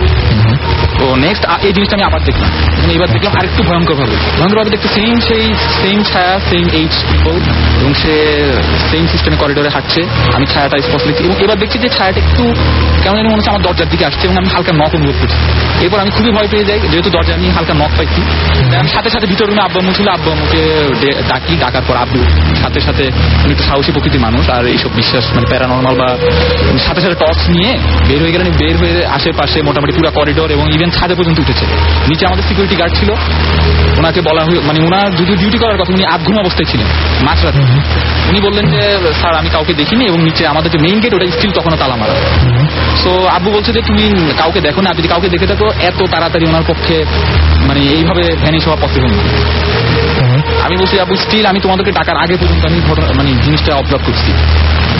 তো এরপর যেটা হলো যে মানে ওই দিন আমি এরপর আর ওই রুমে থাকার আর সাহস পাইনি। মেইন কথা হচ্ছে যেহেতু জিনিসটা আমার সাথেই হচ্ছে, পরবর্তীতে আব্বু আম্মু বললো ঠিক আছে তোমার ওই রুমে থাকা লাগবে না, আমরা ওই রুমে থাকবো। পরবর্তীতে আব্বু আম্মু ওই রুমে থাকা লাগবে, মানে থাকতে শুরু করলেন। দেন এরপর যেটা হলো যে একদিন এই ঘটনাটা আম্মু দেখছে, কিন্তু আম্মু খুব একটা বেশি দেখেনি, আম্মুর মাঝরাতে হঠাৎ ভেঙে যায়। তো আম্মু দেখছে যে জাস্ট এরকম একটা শ্যাডো, কিন্তু শ্যাডোটা আম্মু দেখছে যে এইভাবে হাঁটছে, সেটার পর জিনিসটা উধাও বলতে উধাও হয়েছে উনি দেখেন, মানে জাস্ট করিডোর দিয়ে, আমি যেটা বলতেছি যে করিডোর দিয়ে যখন জিনিসটা যাচ্ছে, যাওয়ার পর করিডোরে সে আর এইদিকে ব্যাক করছে না, করিডোর দিয়ে আমাদের মানে এরপর যদি সে উধাও হইতে চায় তার একটাই ওয়ে আছে, তার লাভ দিতে হবে দোতলা থেকে। তো এরপর আম্মু আর জিনিসটা দেখে না বলে আম্মু আর অত পাত্তা দেয় না, ভাবছে হয়তো মেবি যেটা একবারের মতো সে দেখেছে। আচ্ছা এরপর আম্মু জিনিসটা কত পাত্তা দেয় না, কাউকে কিছু বলেও না। নেক্সট যে ঘটনাটা হলো, এটা এবার মানে যেটা মেইন হরর ঘটনাটা যেটা ঘটছে, এটা হচ্ছে যে একদিন আব্বু আমাদের দেশের বাড়ি যাওয়াতে আব্বু আস্তে আস্তে রাত হয়ে গেছে, ওই দিন 1টা বেজে গেছে প্রায়, আব্বু আম্মু মানে ঘুমাতে রাতে 2টা বেজে গেছে। আম্মু কিন্তু তখনও ঘুম আসেনি, প্রায় 2:30টার দিকে 3টা, আমি আসলে এক্সাক্ট টাইমটা বলতে পারছি। ওকে, নো প্রবলেম। তো এমন সময় এবার আম্মু কিন্তু জাগা, এবং আম্মু সেম সেই শ্যাডোটা দেখলো, এই মিডল এজ ম্যান। দেন আব্বুকে সরাসরি সে ডেকে বললো দেখো এরকম জানলা দিয়ে আমি এরকম একটা লোক, এবং আব্বু সেম জিনিসটা দেখছে। দেন আব্বু এবার মোটামুটি সে একদম একটা লাঠি নিয়ে টর্চ নিয়ে মোটামুটি দরজা খুলে বের হলো। বের হওয়ার পর সে সেম জিনিস, কেউ নেই, চারিদিকে আলো টালো দিলে, এবং এই সময় কিন্তু সিকিউরিটি গার্ড একদম সজাগ, সে নিচে ডিউটি করছে, এবং আমাদের মেইন গেট স্টিল আগের মতোই তালা মারা। দেন বাসায় এসে যেটা দেখলেন যে আম্মু ফিট হয়ে গেছে। এখন পরবর্তীতে আম্মুকে যখন স্বাভাবিক করা হলো, দেন আম্মু বললো যে আব্বু যেই মোমেন্টে দরজা খুলতে যাচ্ছিলেন, আম্মু কিন্তু স্টিল ওই ছায়াটা তাকাইছিল, এবং ছায়াটাকে যেটা আম্মু দেখলেন যে আম্মুর চোখের সামনে স্কুইচ হয়ে ভ্যানিশ হয়ে যেতে দেখছিলাম। জিনিসটা হয়তো আমি ওইভাবে ব্রিফ করতে পারছি না, উনি নিজের চোখে দেখেছিলেন তো পরিস্থিতিটা, নিশ্চয়ই খুব ভয় পেয়েছিলেন, যার কারণে ফিট হয়ে গেছে।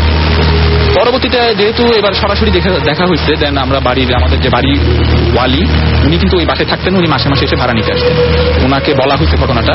তো উনি বললেন যে এই ঘটনা আমাদের আগের যারা মানে ভাড়াটিয়া ছিল ওরাও ঘটনাটা দেখছে, বাট কথা হচ্ছে যে মানে জিনিসটা কারো কোনো ক্ষতি করে না, মানে ওরা বলছে জাস্ট এরকম শ্যাডো দেখছে এবং কোনো প্রকার ক্ষতি বা কারো কোনো প্রকার কিছু না করে, তো ওরা জিনিসটা নিয়ে এত মাথা ঘামায়নি, এবং জিনিসটা মানে অনেকে বাসাও ছেড়ে দিছে, বাট বাড়িওয়ালি এই কথাটা গোপন রাখে যাতে ঘরটা ভাড়া হয়। আচ্ছা যা হোক, আমরা জিনিসটা একটা সুরাহা করতে চাইলাম, তা আমরা আমাদের মসজিদের ইমাম সাহেব অনেকদিন ধরে, উনি একজন বিজ্ঞ লোক, অনেকদিন ধরে মসজিদে নামাজ পড়েন, ওনাকে ডাকা জাস্ট ঘটনাটা কি দেখাচ্ছেন। উনি পুরো বাড়ি চারিদিকে দেখলেন। আর আরেকটা কথা যেটা বলে রেখে, আমাদের বাড়ির সামনের জায়গাটা কিন্তু পুরো ফাঁকা, আর যদি নিচে কোনো মানুষ হেঁটে যায় ওনার ছায়াটা নিচতলায় আসে, দোতলায় কিন্তু একটা মানুষের ছায়া পসিবল না, মানে তো হুজুর বললেন যে হুজুরের কাছে একটু সন্দেহ হলো, বাট উনি সরাসরি কিছু বলেন। উনি আমাদের বাড়িওয়ালিকে জিজ্ঞেস করলেন যে আচ্ছা এই ঘরের কনস্ট্রাকশনের সময় কি হয়েছিল আমাকে একটু বলেন। তখন বাড়িওয়ালি আসল ঘটনাটা বলেন যে এই ঘটনাটা হচ্ছে ওনার বেসিক্যালি আমাদের যিনি বাড়ির মালিক, উনি একটা সরকারি চাকরি করতেন এবং ওনার জীবনের সমস্ত সঞ্চয় দিয়ে উনি বাড়িটা করছিলেন। তো দেখা যায় যে জীবনের শেষ পর্যায়ে উনি খুব হতাশ ছিলেন ওনার ভাইদের সাথে এই সম্পত্তিজনিত কারণে। তো এই বাড়িটা উনি ওনার জীবনের সব সঞ্চয় দিয়ে করছিলেন, এবং বাড়িটা যখন দোতলার কাজ কমপ্লিট হয়েছে, দেন টাঙ্কি করার সময়, ঘরটা কিন্তু 5তলা কন্ডিশনে, তো দোতলা করার সময়, টাঙ্কি করার সময় দিনের বেলায় হঠাৎ আচমকা ছাদ থেকে পড়ে মারা যায়। তার মৃত্যুর ঘটনাটা একটু রহস্যময়, কারণ একটা মানুষ দিনে দুপুরে এইভাবে ছাদ থেকে পড়ে মারা যাওয়াটা এটাও একটু অন্যরকম, বাট এটা নিয়ে খুব একটা ঘাটাঘাটি হয় নাই। নর্মালি সে মারা গেছে, এই কারণে ঘরটা দোতলা এবং এরপর আর মানে বাড়া হয়নি, 5 তলা করা হয়নি। দেন নেক্সট হুজুর বললেন যে আপনারা যে লোকটা দেখেছেন তার একটু বিবরণ দেন। আমরা জাস্ট সেম যে একটা সাদা শ্যাডো মিডল এজে মেবি দাঁড়িয়ে হতে পারে। দেন বাড়িওয়ালিকে জিজ্ঞেস করলেন যে আপনার হাজবেন্ডকে দেখতে, মানে বাড়িওয়ালি বললেন জাস্ট মানে আমার হাজবেন্ড দেখতে ওই টাইপেরই ছিল, যেটা আমরা এক্সাক্ট তার চেহারাটা বলতে পারছি না। তাইলে হুজুর বললেন যে মেবি তার ঘরটা করার সময় তিনি যখন মারা যান মেবি তার যে আত্মাটা ওই শান্তি পায় না, মানে কারণ ঘরটা উনি দেখে যেতে চাইছিলেন এবং উনি একটা সেটেলমেন্টের জন্য ঘরটা করছিলেন। মেবি ওনার এই আত্মাটাই এই পুরো বাড়িতে আচরণ করেন এবং মেবি ওই জিনিসটা এবং কারো কোনো ক্ষতি করে না, সে জাস্ট ঘুরে ঘুরে দেখে। আচ্ছা, এরপরে যেটা হলো হুজুর আরেকটু জাস্ট একটু বলছি যে হুজুর বললেন যে ঘটনাটা একটা শুরু হয়, উনি বললেন যে একটা গরু সৎকা দিয়ে মোটামুটি এলাকার যত গরিব মানুষ আছে ওদেরকে খাইয়ে দিয়ে এবং হুজুর একটা ওই দিন দোয়া মাহফিলের আয়োজন করলেন, কোরআন শরীফ খতম করা হলো ওই দিন। দেন এরপর যেটা হলো যে মানে এরপর আর এই ধরনের ঘটনা আমরা দেখিনি। আচ্ছা, উনি আরেকটা মাঝখানে কাজ করেন, প্রতি রুমে রুমে বা পুরো ঘরটাতে দোয়া টোয়া পরে পুরো ঘরটা বন্ধ করার মতো একটা ব্যবস্থা করলেন। এরপর আমরা আপনারা আর এই এরপর স্টিল ভাই আমি মানে এসএসসি পাশের পর আমার নটরডেম কলেজে ভর্তি সুবাদ আমি ঢাকায় চলে আসি। দেন এরপর আমার চিটাং যাওয়া হয়েছে। চিটাং যাওয়া আমি এখন ওই এলাকাতে যাই এবং ওই এলাকাতে যে আমি স্টিল ওই ভাড়াটিয়াদের সাথে কথা বলছি, ওরা বলছে যে না ওরা আর এই রিলেটেড কিছু দেখেনি এবং স্টিল ওখানে ভাড়াটিয়া হচ্ছে, ওই বিল্ডিংটা স্টিল এখনো চিটাংয়ে আছে। থ্যাংক ইউ আপনার ঘটনার জন্য, অনেক ধন্যবাদ।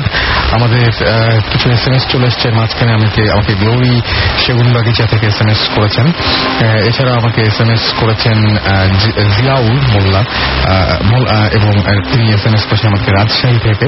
ফাহাদ সিলেট থেকে আমাদের SMS করেছেন 3 বছর 3 ইয়ার যাবৎ তিনি ভূত FM শুনছেন না। ভূত FM এর বয়সই 3 বছর না, আপনি ভুল করছেন সম্ভবত। আরমান আমাদের হাটহাজারি থেকে লিখেছেন ভাইয়া কেন জানি তার হচ্ছে মানে খুব একটা আজকে ভয় লাগছে না।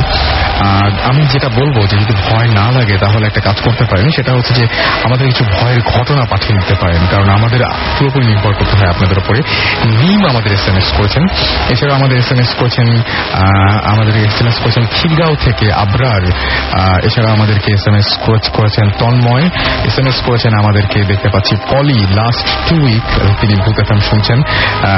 এছাড়াও প্রিন্সেস নাবিলা আমাদের SMS করেছেন, রুহুল আমিন আমাদের SMS করেছেন মিরপুর 1 থেকে নতুন আমাদের সাথে জয়েন করেছেন। আশা করবো যে এখন থেকে রেগুলার আপনাকে পাবো। মিল্টন আমাদের নরসিংদী দাসপাড়া থেকে SMS করেছেন, এছাড়াও সোহেল চন্দনপুর থেকে আমাদের SMS করেছেন। আরো একবার বলে দেয় যারা SMS করতে চান তারা শাউট লিখে স্পেস দিয়ে আপনার নাম লিখে স্পেস দিয়ে আপনার মেসেজ লিখে পাঠিয়ে দিন 9840 নাম্বারে। যারা আমাদের ঘটনা পাঠাতে চান, অনেক ভয়ের ঘটনা, যে ঘটনাগুলো আমি গত সপ্তাহে বলেছিলাম এবারও বলি, ঘটনা কোনটা ভালো মানে অনেকেই হয়তো মানে এটা প্রশ্ন করবেন যে কোন ঘটনাগুলো ভালো। আসলে ঘটনা ভালো বোঝার একটা খুব সুবিধা আছে, সেটা হচ্ছে যে আপনার যে ঘটনাটি, এই ঘটনাটি যদি আপনাকে কেউ বলতো তাহলে আপনি কি ভয় পেতেন কিনা তাহলে বুঝতে পারবেন।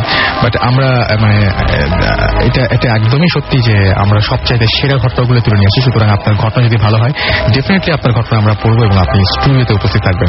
আমরা চলে যাই পরবর্তী আমাদের গেস্টের কাছে, তার একটা ঘটনা আছে। আপনার নামটা একটু বলবেন। হ্যালো লিসেনার, আমি মিজান খিলগামের আগে থেকে আসছি। তো আমি আজকে যে ঘটনাটা শেয়ার করব সেটা 2002 দিকের ঘটনা। আমরা একটা নতুন বাড়িতে উঠি, বাড়িটাকে নতুনই করে। তো 5টা রুম ছিল ওই বাড়িতে, 5টা ভাড়াটিয়া।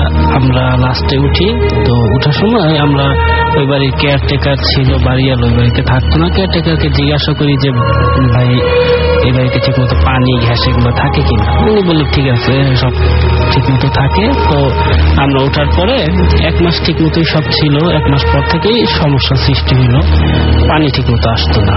দিনে আসতো, রাত্রে বেশিরভাগই রাত্রে পানি আসতো না। আমরা পাশের বাড়ি থেকে পানি আনতাম। তো এরকম অনেকদিন চলার পরে তো এই কেয়ারটেকার মিস্ত্রি আনার পরে সে পানি দিনের বেলাতে আসে, রাতের বেলাতে আসে না, এরকম চলতেছে। একদিন আমার মা, আমাদের ঘরটা কলপারের সাথে ছিল, রাতে শুনতেছে যে কেউ কল থেকে পানি নিচ্ছে, পানি পড়ার শব্দ হচ্ছে। তো মা ভাবলো রাত্রে পানি আসছে, এই কারণে সে পানি আনতে যাচ্ছে। তো দরজা খুলে কলসি নিয়ে গোসলখানে গেলেন। যাওয়ার পরে দেখতেছে যে কলপারে কেউ না, পানি পুরো ভিজে আছে এরকম দেখা যাচ্ছে। তো কল দিয়ে চাপ দিল, টিউবওয়েল দিয়ে চাপতেছে কিন্তু কোনো পানি আসতেছে না। মনে হচ্ছে যে অনেক দিন যাবত কেউ টিউবওয়েল চাপে না। তো আম্মু চলে আসলো। তার কয়েকদিন পরে আবার এরকম শুনলাম, তো যে দেখে আসলে এরকম কিছুই না, পানি নেই। তো কিছুদিন পরে ওই বাড়িতে একটা ভাড়াটিয়া ছিল, উনি করলো কি রাতে টয়লেটে যাওয়ার জন্য উঠছে, ওঠার পরে যাচ্ছে দেখে কি আমার আম্মা আপনার ওই গোসলখানাটা যেখানে ছিল পাশে টয়লেট ছিল আর বাঁ দিকে রান্নাঘরটা ছিল। তো দেখে কি ওইখানে আমার আম্মা দাঁড়ায় আছে, তো ওনাকে দেখে আমার আম্মা টয়লেটের দিকে গেছে। তো উনি সামনে যাওয়ার পরে টয়লেটের দিকে গেল, যা দেখে গোসলখানা লাইট ধরানো, টয়লেটের লাইট ধরানো, টয়লেটে কেউ নেই। উনি কিছু মনে না করে তারপর টয়লেটের থেকে আসতেছে, ঘরে যখন যাবে ঠিক তখন তার মনে হলো যে এইমাত্র খালাম্মাকে দেখলাম কিন্তু এখন দেখি না, সে তাহলে কোথায় গেল। তো সে বুঝতে পারলো যে সামথিং রং, কোন সমস্যা আছে এখানে। ভয় পেয়েছে, উনি ঘরে চলে যায়। পরদিন সকালে বলে এই ঘটনা আমি দেখছি। আম্মা বলতে আমি তো রাতে ঘুম থেকে উঠি না, উঠলেও তোমার আঙ্কেলকে নিয়ে উঠি। তো ওদিন আম্মা আসলে উঠে নাই। তো তারপরে কয়েকদিন পরে বাড়িতে একজন লোক ছিল আমাদের পাশের ঘরে, উনি রাতে ঘুম থেকে উঠে টয়লেটে যাচ্ছে। তো উনি টয়লেটে যাওয়ার সময় দেখতেছে যে টয়লেটের উপরে ওই জায়গাটা পাকা ছিল, এখানে একজন মহিলা সাদা কাপড় পরা উনি বসে আছে, ওনার কোলে একটা বাচ্চা ছিল। তো উনি বাচ্চাকে কিছু একটা খাওয়াচ্ছে। তো উনি দেখে খুব ভয় পেল যে রাতে এত রাতে এখানে এরকম হতে পারে না। উনি খুব ভয় পাওয়ার পর চিৎকার দিয়ে এখানে অজ্ঞান হয়ে যায়। তো ওনার মেয়ে তারপর ছেলে ওনারা এসে ঘরে নিয়ে যায়। তো ঘরে নিয়ে যাওয়ার পরে ওনারা সুস্থ করার পর দিনে এই ঘটনাগুলো উনি বলে। আর এখানে আসলে একটা ঘটনা হচ্ছে, ওনার মেয়ে তখন সেই মুহূর্তে প্রেগনেন্ট ছিল। তো তার কিছুদিন পরে ওনার মেয়ের একটা ছেলে বাবু হয়। তো বাবুটা তখন নাকি ডেড পৃথিবীতে আসে। তো গেল এই ঘটনা। তারপরে কিছুদিন পরে আমাদের পাশেই আর একটা ভাড়াটিয়া ছিল, ওনার নাম ছিল সেলিম, উনি ট্যাক্সি চালাইতো। তো উনি টয়লেটে যাচ্ছে, এরকম টয়লেটে যাওয়ার সময় দেখে কি ওই টয়লেটের উপরেই একটা পাশ দিয়ে বড় গাছ ছিল, গাছে কেউ একজন মহিলা মানে গলায় ধরে দিয়ে ঝুলে আছে। তিনি দেখে সাথে সাথে কেউ চিৎকার দেয়। তো চিৎকার দেওয়ার পর সবাই ধরে ঘরে আনার পরে জিজ্ঞাসা করতেছে কি হয়েছে। উনি রাত্রেবেলা আমি এই ঘটনা দেখছি। উনি ঘটনা দেখার পরে তার কিছুদিন পর থেকে ওনার ঘরে ফ্যামিলির সাথে খুব সমস্যা সৃষ্টি হইতেছে, খুব ঝগড়াঝাটি চলে। তো একদিন ওনার ওয়াইফ বাড়িতে চলে যায়। তো উনি রাতে বাসায় আসে, সেলিমে আসার পরে উনি ঘরে রাতে ঘুমাইতে যায়। তো সকালে 10টা-11টা বেজে গেছে, উনি ঘর থেকে বের হইতেছিল না। আমরা যে লক করি খুব দরজা করি না। পরে যখন 1-1:30 বাজে তখন বাড়ির কেয়ারটেকার বলতেছে দরজা ভাঙবো। তো দরজা ভাঙার পরে আমি ঘরের ভিতরে দেখি কি উনি ফ্যানের সাথে গলায় দুইতে ঝুলে আছে। এটা আপনার চোখের সামনে ঘটেছে? একেবারে আমরা নিজেরা সবাই দেখছি। উনি মারা গেছে। বাড়িতে খবর দেওয়ার পর ওনার বাবা আসলো, মা আসলো, ওয়াইফ আসলো। এই বাসায় আর কি কি দুর্ঘটনা ঘটেছে? এই বাসায় তারপরে ওই বাড়িতে ম্যানেজার একদিন রাতে কোন মেয়ের গোঙ্গানি শব্দ শুনতেছে। শোনার পরে সে তাড়াতাড়ি দরজা খুলে বের হওয়ার পরে দেখতেছে যে একটা মেয়ে মেঝেতে শুয়ে আছে ওই টয়লেটের কাছাকাছি। অর্ধেক বডি দেখা যাচ্ছে, অর্ধেক বডি টয়লেটের দিকে, আর পিছনে হাত বাঁধা আর মুখটা বাঁধা ছিল ওনার। তো ওই আপনার কেয়ারটেকার করলো কি ওনাকে বাঁচানোর জন্য তাড়াতাড়ি ওনার কাছে যাচ্ছে। তো কেউ টয়লেটের দিক থেকে টেনে তাকে ভিতরের দিকে নিয়ে যাচ্ছে। উনি যাওয়ার পরে যাই দেখতেছে টয়লেটের লাইট ধরানো, তারপরে গোসলখানার লাইট ধরানো, কিন্তু ওই মহিলা নেই। চিৎকার দিয়ে ওইখানে অজ্ঞান হয়ে পড়ে। তারপরে আপনার ওনার ছেলে আইসা দেখে যে এই অবস্থা, ওনার অবস্থা খুব তখন খারাপ ছিল। ওনারে হসপিটাল নিয়ে যাওয়া হয়। ডাক্তার উনি হার্ট অ্যাটাক করছে। হার্ট অ্যাটাক করার পরে কয়েকদিন পরে উনি ঘটনা বলে যে এই আমি দেখছি। তার 2-3 সপ্তাহ পরে উনি আবার হার্ট অ্যাটাক করে উনি এখানে মারা যায়। তো এরকম চলার পরে আমরা যে রুমে ছিলাম ওই রুম থেকে সেলিম ভাই যে রুমে ছিল মারা গেছে, আমরা ওই রুমে শিফট হই। কলপাড়ায় ওইখানে সমস্যা দেখে ওই রুমে চলে যাই। তো চলে যাওয়ার পরে আমি একদিন রাতে শুয়ে আছি, দেখতেছি যে মনে হচ্ছে যে সেলিম ভাই বাইরে খালি গায়ে দাঁড়ায় আছে। আমি চিৎকার দেওয়ার খুব চেষ্টা করতেছি, আমার মুখ থেকে কোনো শব্দ বের হইতেছে না। তো আমার আব্বা তাড়াতাড়ি, সেলিম ভাই মানে মৃত, যিনি ফ্যানে ঝুলে পড়েছিলেন। তো আমার কোনো শব্দ বের হতেছে না। তো আমার আব্বা দৌড়ে আসলো। আসার পরে বলছে কি হয়েছে। আমি বলি আব্বা আমি দেখছি। আব্বা বলতেছে তুমি তোমার হয়তো বোবাই ধরছিল, তুমি এই কারণে চিৎকার করতেছিল, শব্দ বের হইতেছিল না। তো এখানে একটা কথা বলে রেখি, ঠিক ওই মুহূর্তে আমার আম্মা ওই বাড়িতে খুব অসুস্থ হয়ে পড়ে। অনেক ডাক্তার দেখাইছি, তো কোনো সুস্থতা দেখতেছি না। তো আমি এই ঘটনা বলার পরে আমার আব্বা বলতেছে যে আমার ওয়াইফ এখন অসুস্থ, ছেলেটা ওই যে বিভিন্ন জিনিস দেখে পাশের বাড়িতে ওইখানকার লোকাল একজন লোক ছিল মুরব্বী, তো উনি বলতেছে আসলে এই বাড়িটা একটা ডোবা ছিল, ডোবার উপরে মাটি ফেলা নতুন বাড়িটা করছে। তবে ডোবাটা যখন ছিল তখন এই যে একটা মেয়েকে কেউ মেরে ওই ডোবার ভিতরে বাসের সাথে বাড়িটা ডুবে রাখছিল হাত পা বেঁধে। তো তারপরে আবার ওইখানে একটা যে গাছটা ছিল ওই গাছটা নাকি একজন মহিলা সুইসাইড করছিল। তো এই ঘটনাগুলো আপনাদের বাড়ির লোকজন প্রত্যেকেই দেখেছেন? প্রত্যেকে দেখছে, যার সাথে যাই ঘটতেছে তাই কিন্তু কিছু না কিছু ঘুরে ফিরে মিল আছে। তারপরে আমরা ওই বাড়িটা ছেড়ে দিই, ছেড়ে দেওয়ার পরে নতুন বাড়িতে যাওয়ার ঠিকঠাক 2 দিন পরে আমার আচ্ছা, কিন্তু আপনার সেই আলামতটা আপনি আগেই পেয়েছিলেন, এই হচ্ছে ঘটনা। এনিওয়েজ, আজকে মোটামুটি এখানেই আমাদের ঘটনাগুলো শেষ হয়ে যাচ্ছে। আমরা কিছু SMS পড়ে ফেলবো এখন। এবং তমা আমাকে সিলেট থেকে লিখেছেন যে তিনি নাকি ভয়ে ঘেমে যাচ্ছেন। আচ্ছা, অনেকেরই আমার দেখছি ভালো লাগছে, অনেকের ভালো তেমন ভয় লাগেনি, অনেকের খুব বেশি ভয় লাগছে। আমি ঠিক জানি না যে কোন ঘটনাগুলো আপনাদের ভালো লাগে, সেই আসলে কোন ধরনের ঘটনা আপনারা শুনতে চান সেটা আমাদেরকে অবশ্যই SMS করে জানাবেন। শিল্পা আমাদের SMS করেছেন, এটা তার ফার্স্ট SMS ছিল, তারও খুব ভয় লাগছে, বেশ ভয় পাচ্ছেন। রায়হান রাজশাহীতে উপশহর থেকে লিখেছেন। আমাকে জাফি ফ্রম বনানী থেকে লিখেছেন ভূত FM শুনছি এবং তিনি অনেক স্কেয়ার্ড। আমাকে আয়ুব খুলনা থেকে লিখেছেন যে ভূত FM শুনছি, খুব ভালো লাগছে। রনি চকবাজার চিটাগাং থেকে লিখেছেন যে আজ প্রথম ভূত FM শুনছি, খুব ভয় হচ্ছে। ফরহাদ আমাদের কক্সবাজার থেকে লিখেছেন যে আমার নিজের কিছু ঘটনা আছে, আমি ঢাকায় এসে মেল করব অ্যান্ড সুযোগ দিলে সেগুলো তিনি এসে শেয়ার করতে চান আমাদের কাছে। দিস ইজ ভেরি গুড এবং আশা করছি যে আপনার ঘটনাগুলো অনেক অনেক অনেক ভালো হবে। আপনাকে যেটা করতে হবে সেটা হচ্ছে আপনার ঘটনাগুলো লিখে পাঠাতে হবে, আপনার নাম, ঠিকানা এবং ফোন নাম্বার সহ, এবং আমাদেরকে যে অ্যাড্রেসে পাঠাতে হবে সেই অ্যাড্রেসটি আমি আরো একবার বলে দিচ্ছি, bhootfm@radiofurti.fm। আমি স্পেলিংটাও বলে দিচ্ছি, স্পেলিংটা হচ্ছে BHOOTFM@radioforti.fm। এইটা হচ্ছে আমাদের অ্যাড্রেস এবং এই অ্যাড্রেসে আপনি আপনার নাম, ঠিকানা, ফোন নাম্বার সহ আমাদের ঘটনা পাঠিয়ে দিলে হবে। ঘটনার শুরুতে যদি জানিয়ে দেন যে আপনি ঘটনাটা এসে শেয়ার করতে চান নাকি আপনি চান যে আমরা আপনার ঘটনাটা পড়ে শোনাই, তাহলে আমরা অনেক অনেক বেশি আপনার প্রতি কৃতজ্ঞ থাকবো। আর সেই সাথে আমি দেখতে পাচ্ছি আরো কিছু SMS চলে এসছে। SMS এসছে খালেদের কাছ থেকে, লালখান বাজার চট্টগ্রাম থেকে SMS করেছেন তিনি। এছাড়াও আমাদের SMS করেছেন দেখতে পাচ্ছি আমাদেরকে মিজান সিলেট থেকে, এছাড়াও আমাদেরকে সৈকত আমাদের SMS করেছেন। আমাদের SMS করেছেন এশা কুমিল্লা থেকে, বিজন আমাদেরকে SMS করেছেন আমাদেরকে নাম লেখেননি। আশরাফুল অ্যান্ড জাকির আমাদের SMS করেছেন। এছাড়াও আমাদের SMS করেছেন রনি চকবাজার থেকে। যারা যাদের SMS পড়লাম না তাদের জন্য খুবই সরি, তবে এখন দেখতে পাচ্ছি SMS আসছে অনবরত। জুবাইর উত্তরা থেকে SMS করেছেন।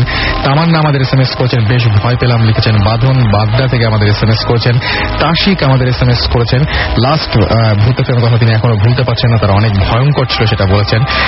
আমি যদি লাস্ট ভূত FM এর মতো ঘটনা আবারও কিছু আপনারা যদি পাঠান তাহলে ডেফিনেটলি নেক্সট ভূত FM লাস্ট ভূত FM এর চাইতে অনেক বেশি ভালো হবে। ইন্দ্রজিৎ আমাদের SMS করেছেন যশোর থেকে। SK রনি আমাদের SMS করেছেন। নাসিরউদ্দিন আমাদের SMS করেছেন USTC চট্টগ্রাম থেকে। এছাড়াও নিশা আমাদের SMS করেছেন সিলেট থেকে। মাহিন আমাদের SMS করেছেন, তিনিও সিলেট থেকে। প্রিন্স প্রান্ত আমাদের SMS করেছেন, আমাদেরকে ট্রিপল SMS করেছেন বনশ্রী থেকে। এছাড়াও আমাদেরকে SMS করেছেন প্রিন্স। অনি বসুন্ধরা থেকে SMS করেছেন। SK রনি আমাদের SMS করেছেন প্রবীর সহ আরো অনেকে। আমি আরো একবার বলে দিই যে আপনাদের ঘটনা, যে ঘটনাগুলো আপনারা পাঠাবেন সেই ঘটনা অনুযায়ী আমরা আপনাদেরকে নতুন নতুন সব এক্সপেরিয়েন্স মানুষের, আপনাদের যে সমস্ত এক্সপেরিয়েন্স সেগুলো উপহার দিতে পারি এবং সেই জন্য আপনাদের প্রতি অনেক অনেক বেশি কৃতজ্ঞ আমরা যে আপনারা ঘটনাগুলো কষ্ট করে পাঠান। নেক্সট উইকেও আশা করবো যে আপনারা সেইভাবেই ঘটনাগুলো পাঠাবেন। আমাদের অ্যাড্রেসটি আমি আরো একবার বলছি, bhootfm@radiofurti.fm। কথা হবে আবারও আগামী শুক্রবার। সেই পর্যন্ত সবাই ভালো থাকুন, সুস্থ থাকুন, সুন্দর থাকুন, মোস্ট ইম্পর্টেন্টলি ফুর্তিতে থাকুন। আজকের মতো এখানেই টাটা।